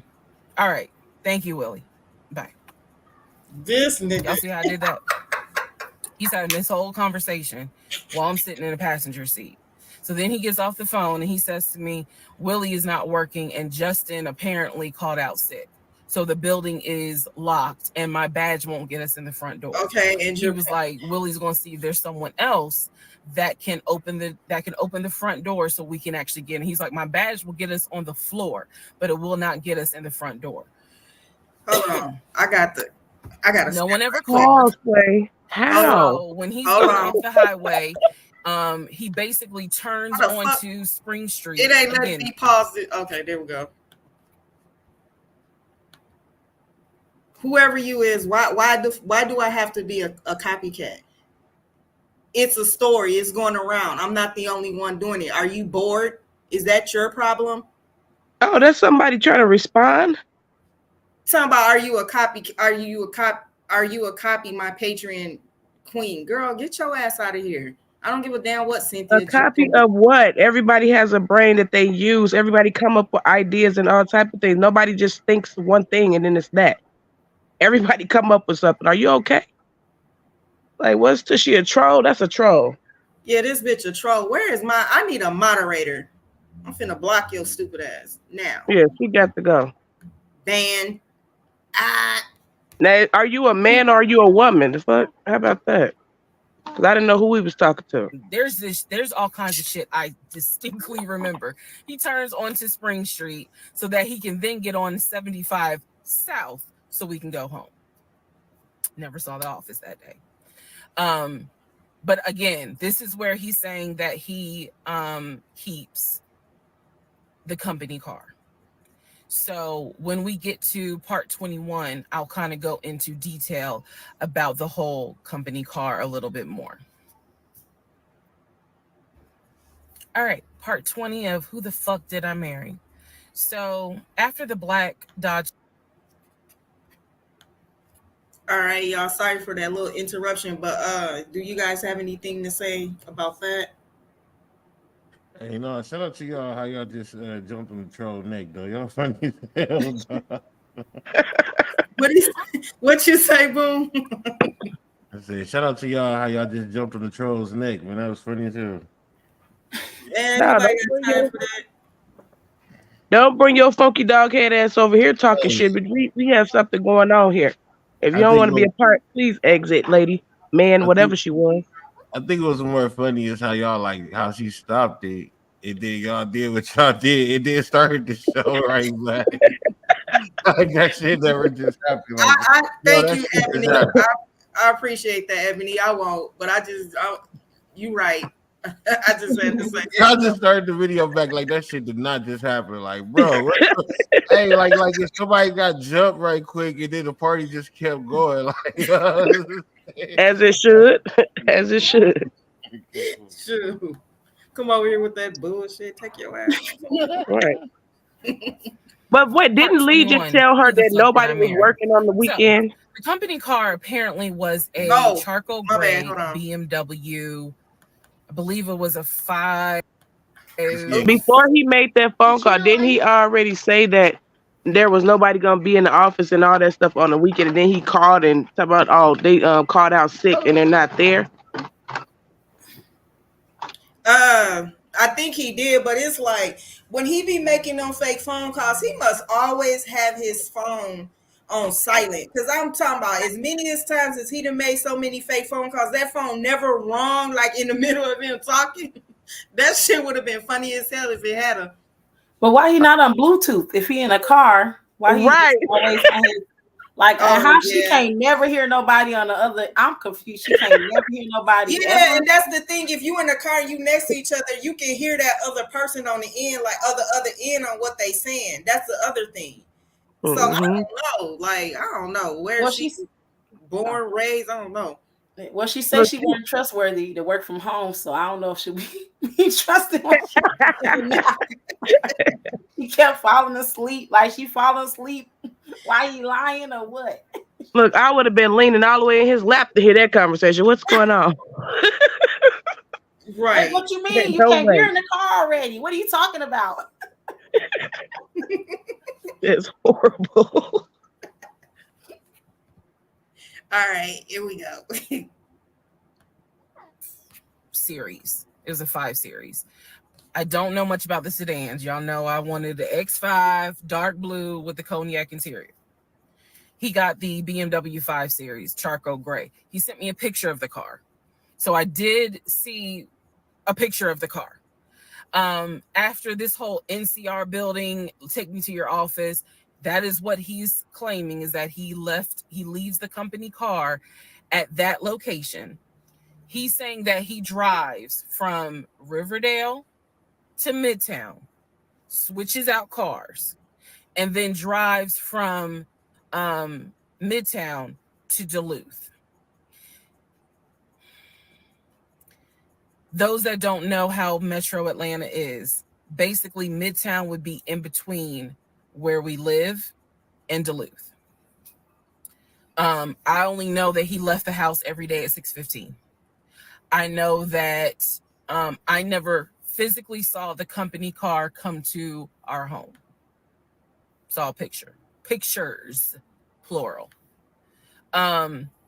So when he told me that he got a BMW 5 Series, keep in mind this is after I had been promised a dark blue X5. So I was a bit salty. I don't care if it is a company car. I was a bit salty. I will admit that. Because I felt like you get to drive the car that you know I really want, which is a BMW. And so he would call me from the car. He would tell me, yeah, I may just drive home in this car and not switch back to his personal car. He was like, I don't know. He did that a lot. And I realize now in 2024, he did that because he knew how excited I was to actually see the car. Because shit, I wanted to test drive it myself, to be honest with you. And he knew that. So reactions. So he would say stuff like that, like, man, I'm so tired. I might just drive the company car, go ahead and go home. And then, just let me park it in a garage type thing. So eventually he stopped doing that because I didn't want to hear nothing about that car. I'm driving a Nissan and you driving a BMW after you promised me a BMW. So I don't really want to hear nothing about it. Allegedly. So in terms of the company car, I did see that it was a, according to the pictures, a charcoal gray BMW 5 Series. If you're asking me the exact model, I don't know. But I know it was a 5 Series because I know the 7 Series is slightly longer. So it's a 5 Series sedan. So after the whole situation with the cemetery to see his grandmother and grandfather's headstone, then there was the NCR, the office is open. Oh, it's not open. Justin ain't working. Willie ain't working. Willie's supposed to be head of security, but he ain't working. Okay. So at this point, I'm already numb. It is important for me to point out how numb I became dealing with him. Mind numbing, because I just got to a point where it was like, there's always something. There's always something. So of course we're not going to go to the office because there's going to be something. So this is the end of February. My birthday had already passed. There clearly was tension on my end, not so much tension on his end. So I get home a couple of weeks later. We are now in the beginning of March. This is something personal about me. The only way you would know this is if you know me. I have been dying to go to London and Paris. I had a layover in London when I did a study abroad, but it's not the same. I want to go to London and be a whole tourist. I don't care. I want to see Buckingham Palace. I want to see the Tower of London. I want to see Paris. I want to see the Palace of Versailles. This is something, if you know me, you know she wants to see Paris. She wants to see London. So I get home from work. This is the beginning of March. I get home from work, and on the counter is a folder with like a little bow on it. And I'm like, oh, what is this? Is this like mail? Like, was this something that you got at work? He's like, nah, it's a surprise for you. I open up the folder. Inside the folder is like a trip itinerary. It is not an actual booked trip. It's like an itinerary. A trip for two to go from Atlanta to London. The trip should have happened, and it was the month on there was like July. So it was a summer trip. So he tells me, I'm going to take you to London. He was like, I wanted to take you for your birthday, but certain things fell through. He was like, so this summer in July, we're going to go to London. He was like, I've already made a reservation for us to stay at the Savoy. Again, there's certain things that my brain just was like, remember that. He said, I've already made a reservation for us to stay at the Savoy. I didn't know, as much as I want to go to London, y'all, I didn't know anything about the Savoy. And so I remember going to look it up because I was like, what is the Savoy? Well, apparently the Savoy is bougie. Very bougie. So I was so excited. I cannot tell y'all how fucking excited I was when I saw that he had printed out British Airways. Like, he was speaking my language. I am one of those people, I'm a planner. So when he's saying, I'm going to take you to London, and he took the time to research flights and print it out and research the Savoy and print it out. And there were different, not excursions, but there were different things that you could do. You could go see the Tower of London. You could go see Buckingham Palace, changing of the guard. We could go have high tea at certain places. He was like, I don't really want to go, but I know you're dying to go. So he was like, you know, I love you and I would do anything for you. Blah, blah, black sheep, have you any wool? And so he was like, I'm going to take you to London in July. The trip did not include Paris. That's fine. But I was so excited. So excited. And so this is the beginning of March. I was like, this is great. Hopefully this happens. I knew I needed to renew my passport. And he was saying that he had to renew his passport as well because his passport had expired. So both of us were like, okay, we need to get on this if we're going to try to make it to London in July, and it's now March.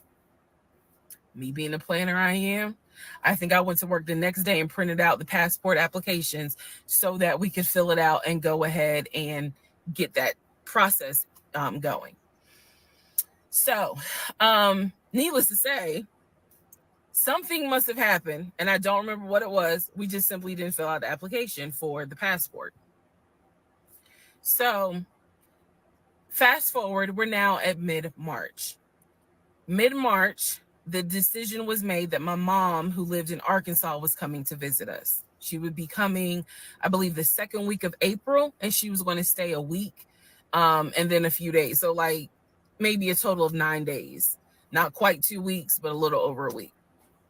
So she was coming in April, and I was excited. Legion was excited because he was excited to physically meet my mom. He had talked to her on Zoom. He had talked to her on the phone, but he was excited to physically meet my mom. And my mom was excited to physically meet her son-in-law. So this is mid-March. I'm going to go into part 22 where I explain what happened with Facebook Messenger. So I wanted to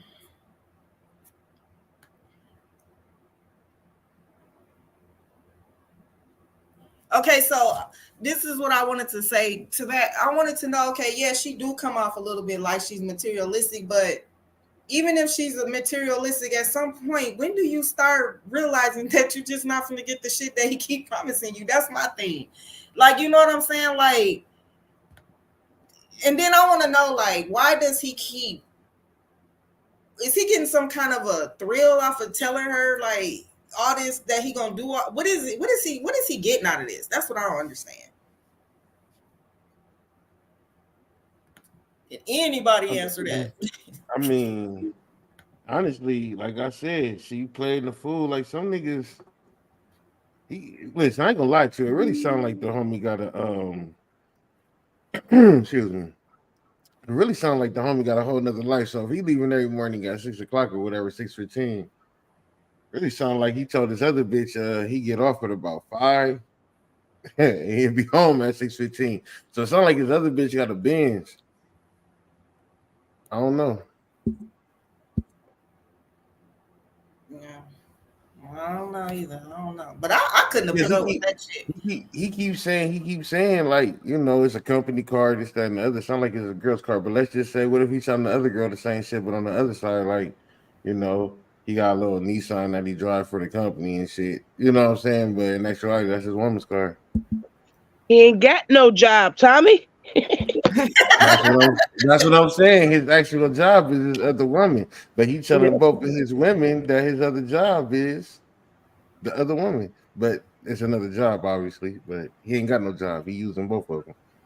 So he might be like, and one woman, he might be like, shit, I need 200, but then take it to her to pay for a bill or something. I don't know, because she said he did good for Valentine's Day, so I don't know. I think she just highlighting the bad, because it couldn't have been that bad, or she wouldn't have stayed around. I mean, I'm pretty sure he lying a lot, but she got he got a problem, apparently, because nobody just be lying like that and pretend they on the phone with people and all that kind of stuff. He's slow too a little bit. So I'm just like, it's just two people that met each other. They was on the same page, and she was getting what she needed, and now she wasn't complaining about it. Now that the light didn't came to the fan. And I'm surprised that she got married and everything without this dude even meeting her mom. Like, what kind of relationship do they have? Like, that's strange. So Very strange. This nigga good. Ew, pimp.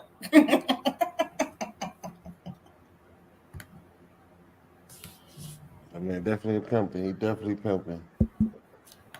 This is right after he had surprised me with the announcement of we're going to go to London for a trip in July, because we definitely didn't do a honeymoon. We definitely didn't do any sort of trips together. So the idea was we're going to do a trip in July together. One thing about Legion was that he was the guy who was like, I have nothing to hide. I don't lie. I don't like liars. If we're in a relationship, then everything should be out in the open. So I've always had his cell phone passcode. Never felt the need to look through his cell phone. And funny enough, I can tell y'all right now, disclaimer, I will never go through a cell phone again. You cheating piece. So anyway, so one day, this is mid-March, going like around March 20th. So we're heading in towards the end of the month. Mom is coming for a visit in April. So he was in the shower and he received a text message on his phone from a woman. The text message, because it was a preview, so the text message was something where if you didn't know the context of the text thread, you could either go left or you could go right with it. So me being just curious, I opened up the phone, put the passcode in, read the text, then read the thread. Come to find out, it was a text from his aunt. His aunt and his ex share the same name. That's why I say it could go left or it could go right. Text was from the aunt. So I looked at the text, went through the thread, nothing in there. So I went ahead, X'd out of the messages. I see that he has Facebook Messenger downloaded. And obviously it shows you the number of unread messages in the icon. So it showed that he had like 5 unread messages. So I clicked on it, just being nosy.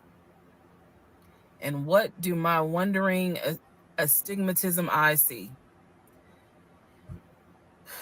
So in his Facebook Messenger is about 7 women. I can see their profile picture and I see their names. Some of them had a preview. The ones that he had not read, I could see the preview of the message. One in particular said, when are you going to come get this? Y'all know what I'm talking about. So I clicked on that one first. And I'm reading through the thread. And so she's saying, when are you going to come get this? But earlier in the thread, or further back in the thread, he had asked her, when are you going to give me? And she said, when lockdown is over. So from what I could piece together, he had not yet physically gotten with her. But had there been no COVID, he would have smashed all day, every day. The other messages were innuendos, meaning the other messages from the other women were innuendos. They were not as graphic as the one between him and her. So I'm reading these messages, and what is interesting is that the person I am married to is not the person in these messages. Like, this man was on some nasty shit. And I say nasty, not in a judgmental way, but in a, with me, he seemed to act as if I was damn near virginal white. And I clearly see evidence that you into some shit that with me, you acting like, nah, I ain't really into that. So I confronted him. I absolutely confronted him and was like, what the fuck is this? If 2 + 2 is 4 and 5 + 5 is 10, what the fuck is this? And so he did not, oh, that ain't what happened, blah, blah, blah. Instead, what he hit me with is, man, I was just playing around. Like, ain't nothing happened. I shouldn't have said all that, but I was just flirting. It ain't mean nothing. I don't even know that girl. I was just flirting. And so I'm like, is this what you into? And so he was like, no, it's not what I'm into. It was just stupid. It was stupid because I shouldn't have done it. So I'm going to be honest with y'all, because I've been honest all this time. What pissed me off the most was that here I am as a woman behaving, trying to do the right thing by him and this marriage. And you mean to tell me you out here offering your ding-a-ling to random chicks that you don't even know? I was more angry at the fact that I'm like, dude, do you know how much I have turned down in order to be faithful to your dumb ass? And I'm seeing that you basically are out here acting like you got Skittles taste the rainbow. Keep a spare. I was hurt. I was angry. I thought about getting my lick back. I just being honest, I did. And he played it off like it ain't nothing serious. It ain't nothing serious. Don't overreact. Don't get emotional. It was just dumb. He was like, I will delete the messages. I'll even delete Messenger. And I told him, I was like, that's really not good enough, because that's not going to fix the root of the issue. So this is where I introduced that we need to do marriage counseling. He didn't have any issue doing marriage counseling. We did not do premarital counseling, but he was like, that's fine. He was like, I don't have no problem doing marriage counseling because if anything, it can help us. So I thought that, okay, he may not have physically cheated from what I could see on the messenger. He may not have physically cheated, but he damn sure got caught, doing a little something, because they had exchanged pictures. So y'all know what pictures he sent. And I was disappointed because I don't like men that send those type of pictures. But anyway, that's another issue. So we agreed that we would start marriage counseling. We also agreed that we would put on a united front when my mom got there. In other words, we were not going to argue. We, let's just act like everything is fine. But at that point, when my mother arrived in April, I could not stand him. I did not want to be, but we couldn't. He moved back into our bedroom because he had moved into the guest bedroom when I saw the messages. Like 3 days before she came, he moved back into the bedroom because obviously she needed to sleep somewhere. So I really could not stand him. And it was because I was busy second guessing myself. Like, damn, what's wrong with me? Like, if that's what you into and I'm supposed to be your wife, like, let's have conversations. Like, shit, I went to FAMU. I understand some stuff, buddy. So it just was one of those things where it made me second guess, like, what's wrong with me? What did I do wrong? What is it that she got that I don't? Because you all out here willy-nilly, messaging her all hours of the night, because the thread went back quite a few weeks. I saw it in March. There were messages from December, November. So again, I'm just second guessing all kinds of stuff, self-esteem taking a hit. So no, I did not want to be around him. I did not want, I didn't like him, period. I did not like him. I left and I would just go for a drive because driving clears my mind. I called my aunt, told her what happened. I don't recommend that. I don't recommend calling family to tell them what's going on in your marriage. But I called my aunt, and my aunt lovingly was like, what do you want me to say? You married him. He ain't your boyfriend. Y'all can't just break up. That's the hard part about marriage, is like, I mean, yeah, I guess you could leave him, but at the same time, you married him. So, honey, you gonna have to go back home. And y'all are gonna have to figure this out. She was like, I can't give you advice on what you should do. I'm sorry that this happened, but you married him. So even though it was just one drive, I went back home, and that's when the discussion was, we need to do marriage counseling. Part 22, who the fuck did I marry? So now we are in March. This is right after. Did she say she got her lick back? No, she said she wanted to. I think. I thought Yeah, she said she got her lick back. No, And she then- said she wanted to. Yeah, she said she wanted to. I ain't gonna lie though. I'm gonna keep it all the way real with y'all. Me being like the big girl connoisseur that I am, like niggas be fucking it up. Like, you know what I'm saying? Because I mean, she went to college and shit. She probably would have helped this nigga get his head together. I mean, obviously she would have helped him get his money together, his mind together, his credit together. But niggas be fucking it up, man. Because I definitely would have. I'd have got shit together fucking with her. I wouldn't have had like a whole bunch of bitches, man. Because she seemed like she was smart. She seemed like she would have had us together, man. I ain't gonna lie. And I feel like he just played her. She was dumb, but I just feel like he played her though, man. Because I feel like he probably could have came out on top on this note. Like looking for houses, cars, all this other shit.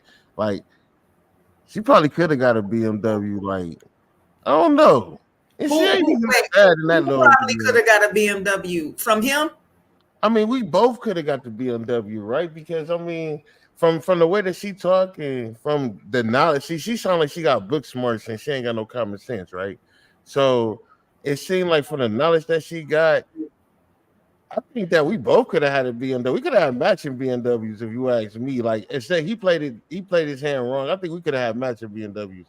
And if he would have been smart, if he wanted to like, use her, I think he could have even got matching BMWs and drove his and hers. So he could have had two technically just because he could have. I'm just saying, like, he ain't have to have a whole bunch of bitches and shit. Like, you know what I'm saying? He could have just had a whole bunch of cars. Like, I don't know. Like, I think that they would have got somewhere, man. I think he played her, and I think she was dumb enough to let him keep playing her because she definitely could be something than what she actually did. And at this point, like she said, because I think she said in like video 3 or something, she was like, I think he likes to get off on my reactions. Whatever the fuck she said.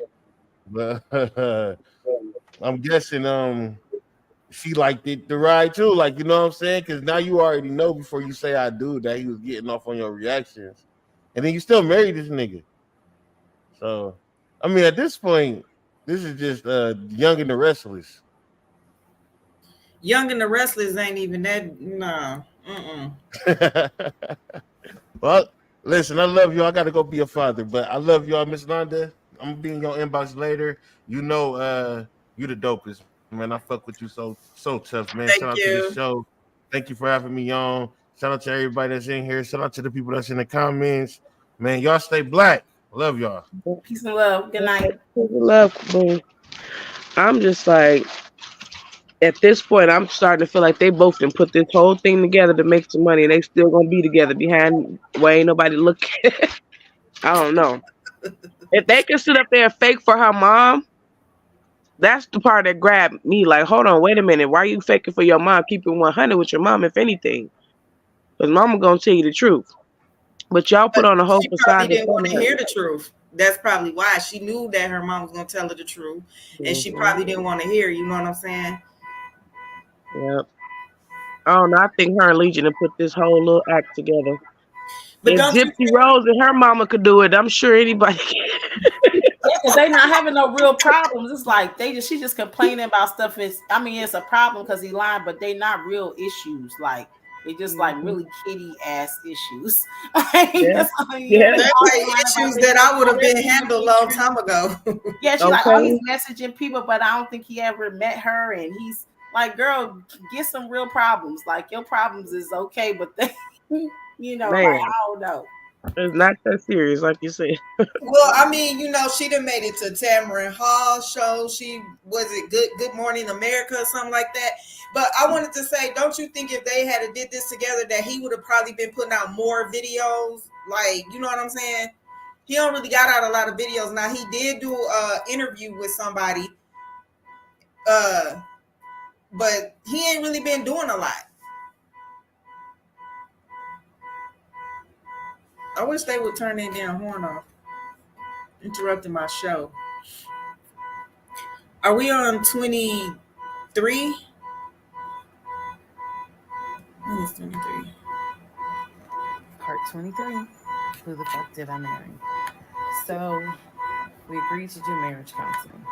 I had found a pastor and his wife who agreed to do our counseling, basically. Our counseling was going to be on Zoom and it was going to be every other week, every other Tuesday. Initially, Legion was participating in it. His body language seemed to be that he was open and receptive to the marriage counseling. Now, the pastor and his wife were deeply concerned at the fact that we had only been married 3 months and we were already dealing with some form of infidelity. We were in marriage counseling, and as the pastor would put it, there seems to not be any sort of intimacy. Um, they were concerned. Rightfully so. I think any person would be if they knew what was going on within those 3 months. So, the pastor and his wife. It is fair to note we started counseling with them in the spring. We continued counseling with them up until a week before I found out what I found out, and he got kicked out. So, one of the first things that the pastor kind of talked to us about was, um, are you what was the deal with the Facebook Messenger stuff? And Legion was like, it was stupid. I shouldn't have done it. It really was just attention, and I got carried away. He felt like he was not going to. He kept saying, "I'm not going to keep apologizing. I'm not going to keep getting persecuted." After I told you I'm sorry, I told you I wouldn't do it again, and I want us to move forward. You're either going to forgive me or you're not. Pastor and his wife were like, "Wow, the audacity is real on this one." So, needless to say, we started moving slowly forward. It was always in the back of my mind, just like it was in the back of my mind with that black Dodge Charger. It was one of those things where, okay, I see how you kind of are moving and operating. He came to me a few days after we started our first counseling session, and he was like, we should get a joint bank account. What he wanted to do was to each one of us have our own account and to get a joint account for our money to go in there for joint expenses. Now, up until this point, he had been paying the rent, the utilities, and I really was just paying for my stuff. So now he's suggesting, look, we're married now, let's go ahead and get a joint account. I wasn't necessarily against it because I knew that I would still have my own account. I would still have my own savings. So what I countered with was, okay, let's take a look and see what we're working with. Show me your checking. Let's look at each other's accounts. Look at what we have currently. He was cool with that. So he shows me his checking account. His checking account available balance was it was just over 9,600. Mine was just over 1,500. So there was a huge disparity in the amounts. And so he logged in on the phone and turned it towards me, and I could see available checking, available balance, just over 9,600. I logged into my savings. I showed him how much I had in savings. He picked up his phone, logged into his Chase savings, turned the phone towards me. In the Chase savings, it was roughly about 15,000. But I also knew that he told me he had a US bank savings and he had an offshore savings. So at this point in time, I asked him, show me the US bank savings, show me the other two accounts. He would not do it. This became a huge bone of contention. He would not show me the two accounts that he claims has the most money in there, the accounts that he claims has money for a house in there, because he still was mentioning, hey, we need to get on this house thing if we're gonna move when the lease is up. So I'm just adamant on, why don't you want to show me your savings account? You showed me the Chase one, like what is the big deal? And so he kept saying, he was like, there's a lot of money in there. And he was like, and my uncle always taught me, this is not the uncle that died, another uncle. My uncle always told me, just keep your money tight because women can be, I said, women, like, we're married. So go ahead and show it to me. He would not show it to me. So then we went back into marriage counseling, like the next session, and I bring it up. I said, he will not show me these two accounts that he claims has the money in there to buy a house. I told our pastor and his wife, I said, I saw the pre approval letter, so I don't understand why he's not going to show me to just put me at ease that he has the money in there. I had never questioned it before because, again, you tell me who in their right mind signs their name to a legally binding offer, an all cash offer on a house, and they just do it willy nilly. I don't know anyone that does that. So I actually never questioned what was in the savings because I clearly saw him sign his name to a $699,000 all cash offer on a house. If you don't know what I'm talking about, please go back to the parts in this playlist where I talk about what he did when we were looking for a house. So the pastor and his wife were like, Legion, that's not his name, y'all, that's a nickname. Legion, why would you not show your wife your savings account? Like what's going on here? And so he made up some bullshit. And I remember the pastor's wife was like, something ain't right. And so at this point, Legion kind of shuts down. He's just like, look, y'all are not gonna tell me when and where I open up my accounts to show anybody the money I earn. I earn that money. I earn that money by playing football, blood, sweat, and tears. He went to this whole Denzel Washington monologue about how he earned that money. And no one, no woman, no one is going to come in and tell him that he needs to open up the account. So then he starts talking about the ex wife and how she tried to get money from him in the divorce back when they were in California. So now the pastor and his wife, their red flags are just like, whoa. So much so that the pastor's wife said, and I will never forget this, she said, I don't think you all are going to make it to January. What she was talking about is, I don't think y'all are going to make it a year. And I really, truly was like, we're going to make it. Like, of course we're going to make it. And she was just like, I don't have a good feeling about it. And so Legion's all defensive. He at this point he's folding his arms and because remember we're on Zoom. He's folding his arms and he's just like, I'm done with this. Like, I'm not gonna get attacked because I'm not comfortable showing you the amount of money that I have. Money changes people. And I'm not comfortable. So he's playing that victim card. Um, and so the pastor and his wife were like, we're still gonna help y'all as much as we can, but so he was like, I'm not comfortable.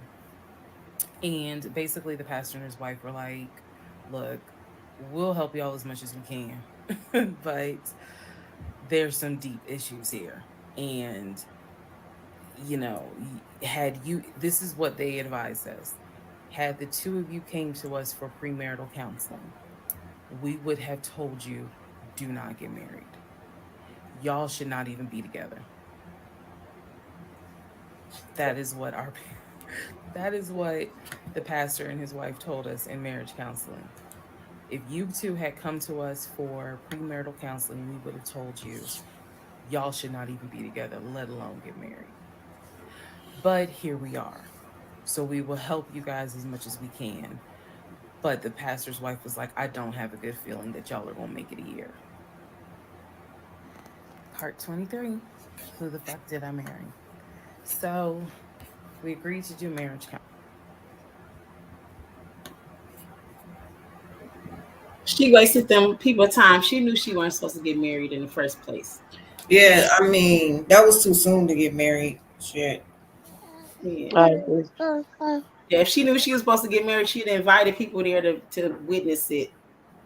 I mean, why do the pastor and his wife got to tell you this when you done already seen 50,000 red flags of telling you that?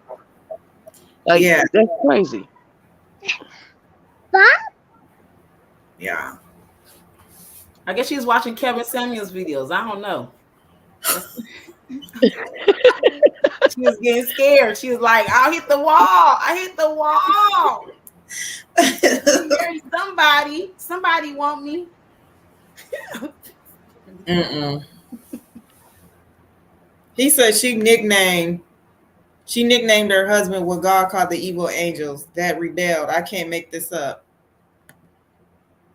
He he is using you. Get a backbone, just like you tell a man get some balls.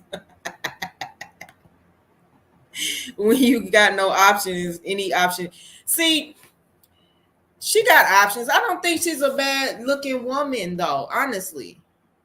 And I think that she would make somebody a great wife, but she does need a backbone though. And I think that she just tolerated this stuff just to have a man there. I mean, nobody's not gonna just let that shit just fly like that, for real. Because I'm quick to say, grab your toe and get your ass on the other side of the door. It don't even take much for me to say that. So I think she just dealt with it just because she wanted to have a man. Period.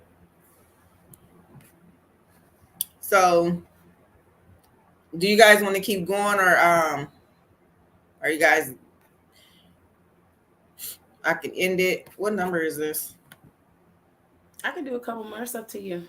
Was that 23 we just left off on? Mm-hmm. Yeah. Okay, I'm gonna do two more. Two more. Okay. Part 24. Who the fuck did I marry? So, remember, we're in April. We're now moving towards the end of April, and he still did not show me his savings account. Saw the checking, saw the Chase savings.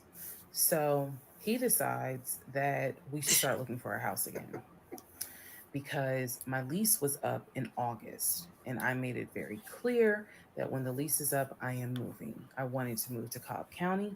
So he was like, we need to get the ball rolling.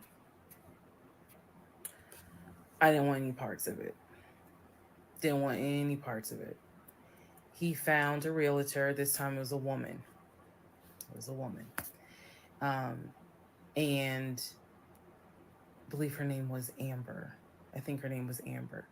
So he found a realtor and kind of he told her what the budget was. Amber started finding houses. So please understand, or you don't really have to understand, but I believed he was a sane, rational human being. Sane enough that you would not sign an offer on a home if you didn't have the money. That's what I believed. So when we started working with Amber, I believe, showed us 3 or 4 houses. It was not nearly as many as the other realtor, Scott.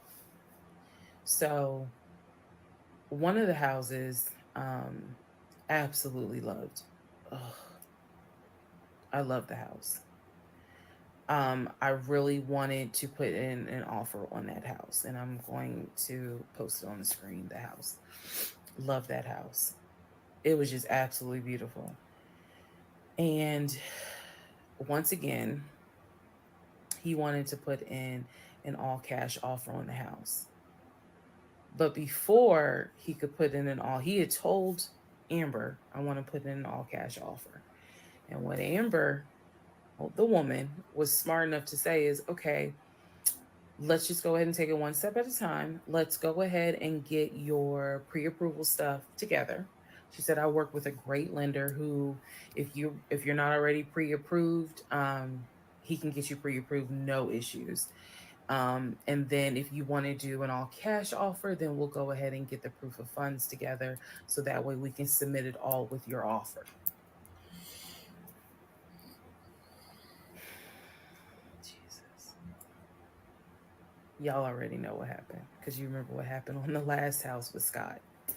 Um, Basically, Legion was like, well, I can get you whatever you need, that's fine. But I really don't want to submit proof of funds unless they accept the offer. Amber, and I don't know where she is. I don't even know if she'll ever see this video. Um, anyway, let me keep going and I'll explain why that woman has a special place in my heart. So Amber was like, I totally understand, but this is how we're going to do it. I'm going to need that paperwork, okay, and we'll submit it with your offer. She just simply was like, yeah, this is how we're going to do it, and so he did not submit the paperwork when she had asked him to. And I remember I was driving to work and I stopped at the Quick Trip on Upper Riverdale Road in Riverdale, Georgia. And Amber had called me. It was in the morning. She had called me. Um, and I believe with all my heart that Amber knew something was up, but she also knew I did not know what was up. So she called me and she was like, I just don't understand. Like, if he has the paperwork, like you can submit the paperwork. But the issue was the Chase paperwork that I had was from a year prior. So my understanding was that it pretty much was no good at this point. Um, so she said all he has to do is just email it to me or take a picture of. She was like, I just need to know that he's able to back up his offer. And I said, I totally get it. And she was explaining some stuff to me. She was like, he needs to do X, Y, and Z. And so I said to her, I remember I said, I don't know what's going on. I said, um, I'm going to get down to the bottom of it, but I don't know what's going on. And so let's put a pause on this whole thing. Let's put a pause on looking at houses. Let's put a pause on getting his pre approval letter because I'm not sure what's going on. And she got quiet and she said, okay. I said, and I know this sounds weird. And she said, no. She said, that is actually very smart. She said, do your research. And if I can be of assistance, call me. She said, whether you buy a house with him or you buy a house on your own, I will be more than happy to represent you. I don't know where Amber is today, but that one sentence, I felt like just woman to woman, she was basically telling me something ain't right. Baby, something ain't right. And now you need to open your eyes. I'll be more than happy to work with you. Um, if y'all get your shit together, I'll work with both of you. But whether you buy a house or not, do your research and then let me know what I can do. That was our conversation at the Quick Trip on Upper Riverdale Road. So I got off the phone. Um, that was the last time that we worked with any sort of realtor. That was the last time that we looked at any sort of house. Um, and I don't remember exactly what happened after that meeting that day. I do know that when I went home, I simply told him, I don't want to look at a house right now. I said, I think it's okay if we rent. We'll just find a house in Cobb County and just rent for a year, and let's build, save some more money. Let's just let's not worry about buying a house right now. And basically, what I was trying to do was save face, because that was the first time with Amber that I actually was embarrassed at the fact that we're wait we he and I, because I felt like I was complicit in the fact that I'm going to look at houses with him. I felt like we are wasting these people's time. I did not mean to waste your time. I clearly see my time as being wasted, but that doesn't mean I need to waste your time. And I felt embarrassed at the fact that we wasted her time, coming across as serious buyers. When time came to put up or shut up, nothing was put up.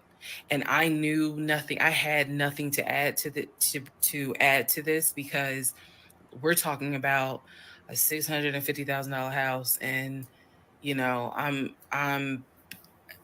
I don't make that. I don't make anywhere near that. So it just became one of those situations where I was trying to save face.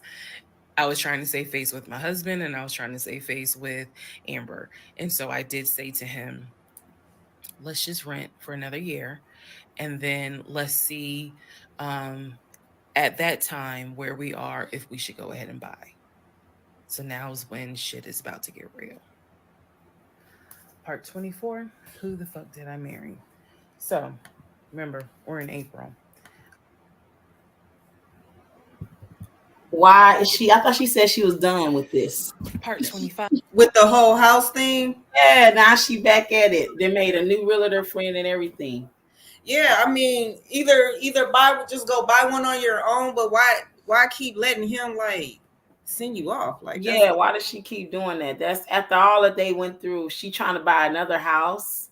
Like after it, did she skip some parts or did I skip some parts? Because she thought he was cheating. Her mom came, all this stuff. They went to marital counseling. They said that it was, and now she's trying to buy a house again with him. Like after all that, like what is wrong with her? Yeah. I don't know. Hope. I don't know. She was on. Yeah, that's confusing. Yeah, very confusing.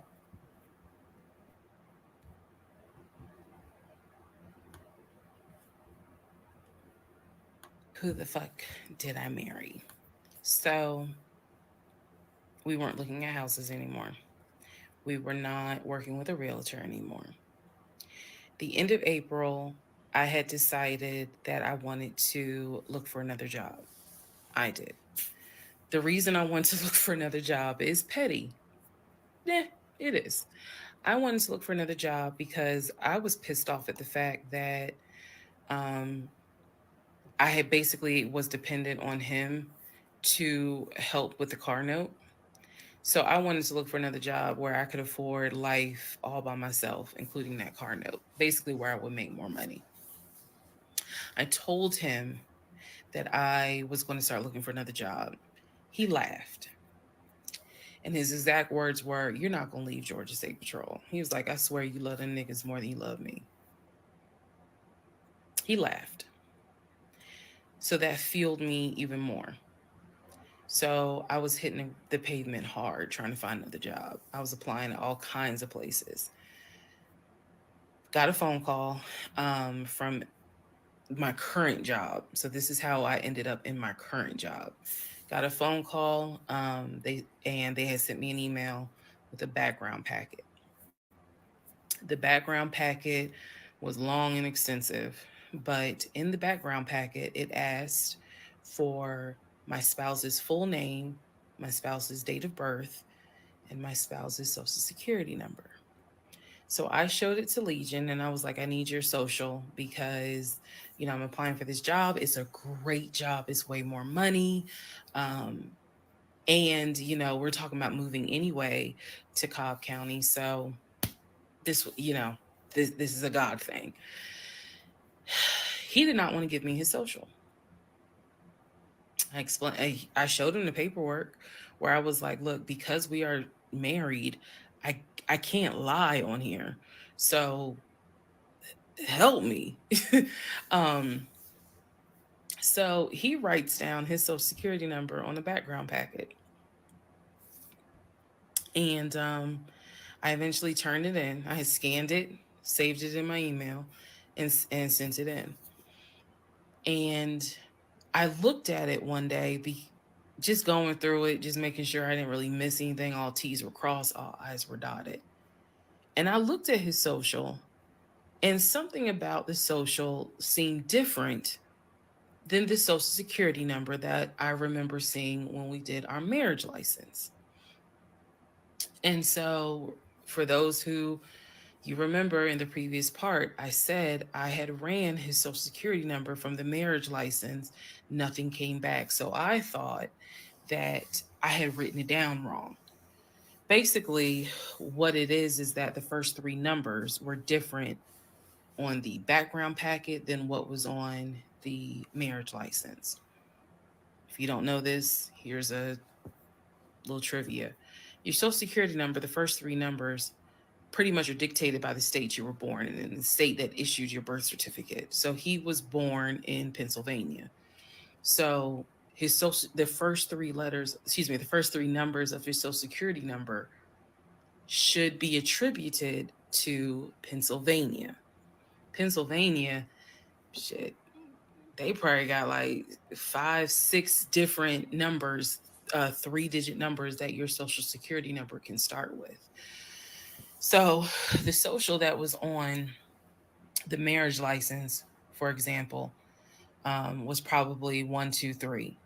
What was on the background was 456. Both of those social security 3-digit prefixes are issued through the state of Pennsylvania. Again, this is an example so I can make it clear.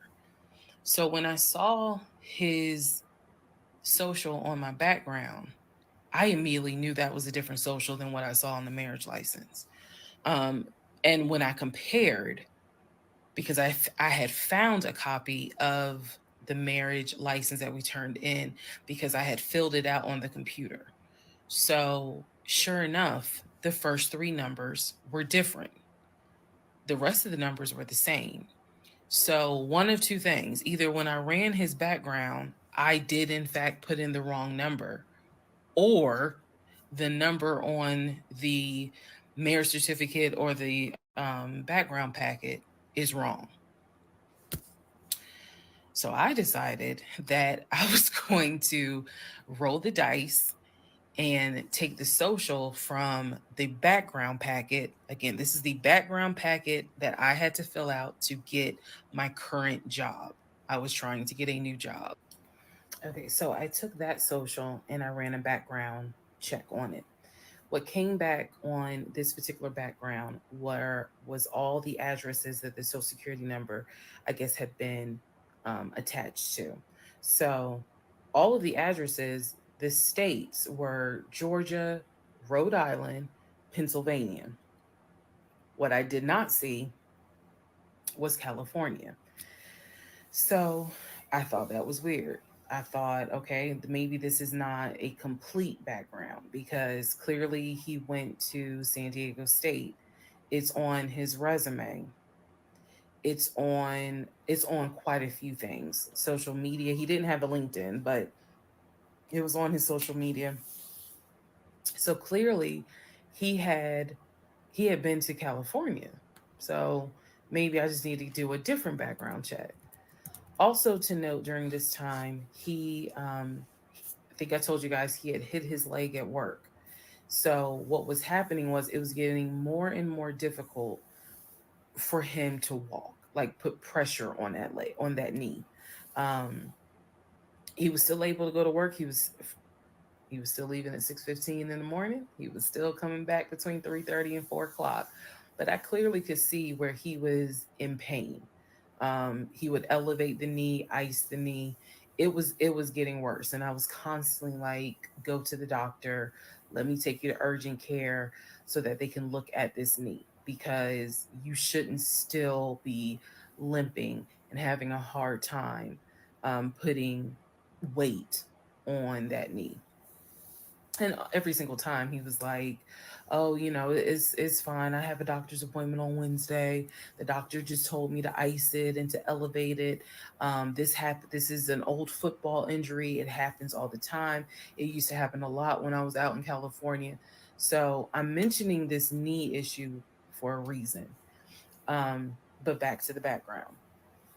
So once again, when I ran the background the second time with the second social, it showed me states of Georgia, Pennsylvania, and Rhode Island. And that's all that I saw in terms of addresses. I didn't see anything for California.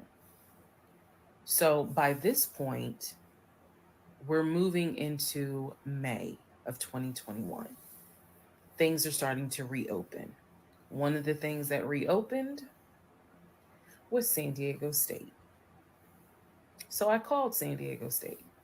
I called the registrar's office. Someone did answer, and there was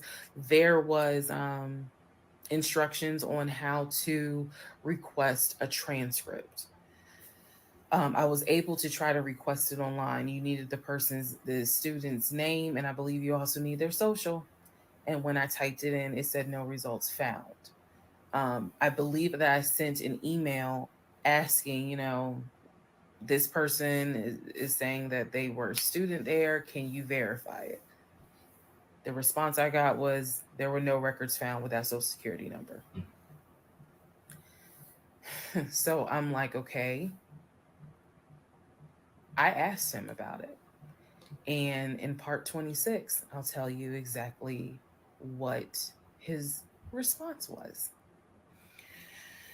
Part 25, who the fuck did I marry? So we weren't looking at houses. Okay, so we're leaving off on 25, but Jesus. When somebody got to give out a fake social security number, that really makes you like wonder, like, what exactly are they hiding? Is it just really now? Is it really just about lying and manipulate women, or do you have something much more sinister or deeper that you're hiding? Yeah, I don't know, but the way she explained it, all that explanation about the social security numbers, like, I think most people know that that's grown up. So I'm like, not trying to say it like that, if you got,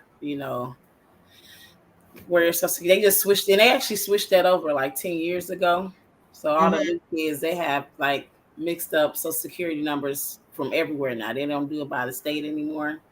So it just seemed like she just be doing a lot of explaining to kind of like, I don't know, like she just be over explaining so much, and then the part she be over explaining don't be making any sense. Yeah, it's like, okay, you really didn't have to. We know that you don't really have to say that. Yeah, like the stuff she be explaining, like okay, well, like I don't know, like it's like okay, you didn't ask him about this, you just steady like doing whatever, or I don't know. It's just like, what advice did she, when she did the marriage counseling, what advice did you even take from the dang on pastor and the wife if you still doing this and going through all of the stuff? Like you just wasted their time. Yeah, so many words. It's like, What it sounded like is the pastor was basically saying like this marriage is doomed. It's not gonna last. Yeah. What it sounded like. But she must have, I don't know. Maybe she just wanted hope. Maybe she wanted to make it work, but I don't know. Almost a lot of holes in her story, because it's like, okay, I don't know, but she said how was he paying the bills? Like, was he giving her the money? Did he have her bills to, you know what I'm saying? Like, she's not even specific about that. Like, how is he paying all the bills? Like, not saying, but she's going into all this other explanation about other things that don't really matter. So it just seemed like, I don't know, like, it just seemed kind of like, I mean, her story, it just seemed like kind of like what we were saying already. Like, when we first started hearing it, it's like, okay. And it makes me think about America, as a whole. Like, I mean, it's interesting. Like, she a good storyteller, but the stuff that she's saying is not like, got you on the edge of your seat. She's like, okay, what happened next? Bitch, you're falling for this again. Like, what's the next thing? Like, okay. Yeah, it's like you keep falling for this. I'm waiting to see. So what I really want to know is, was he abusive? does it ever get to be like any abuse? That's the reason why I kind of want to keep watching, because I want to know, like, girl, but you keep falling for the same thing. So, like, you don't got to keep telling that part. Like, can we jump to the next? Like, is something different gonna happen? That's what I want to know. Yeah, it's like she trying to see if something different gonna happen too. Like on her, okay, he did this, he can't secure this, he lied about the Social Security. Like she kind of like how deep is it gonna get? So it's like yeah. Well, I hope somebody kick in their door or something crazy happen, because something more interesting than just you keep ignoring these red flags. At this point, you done accepted this shit. Mm-hmm. Shit. No, I mean, I hope in a bad way, but I'm just saying to put some more excitement in here besides fake mortgages, and I'm ready for some more thrills. So right. All right.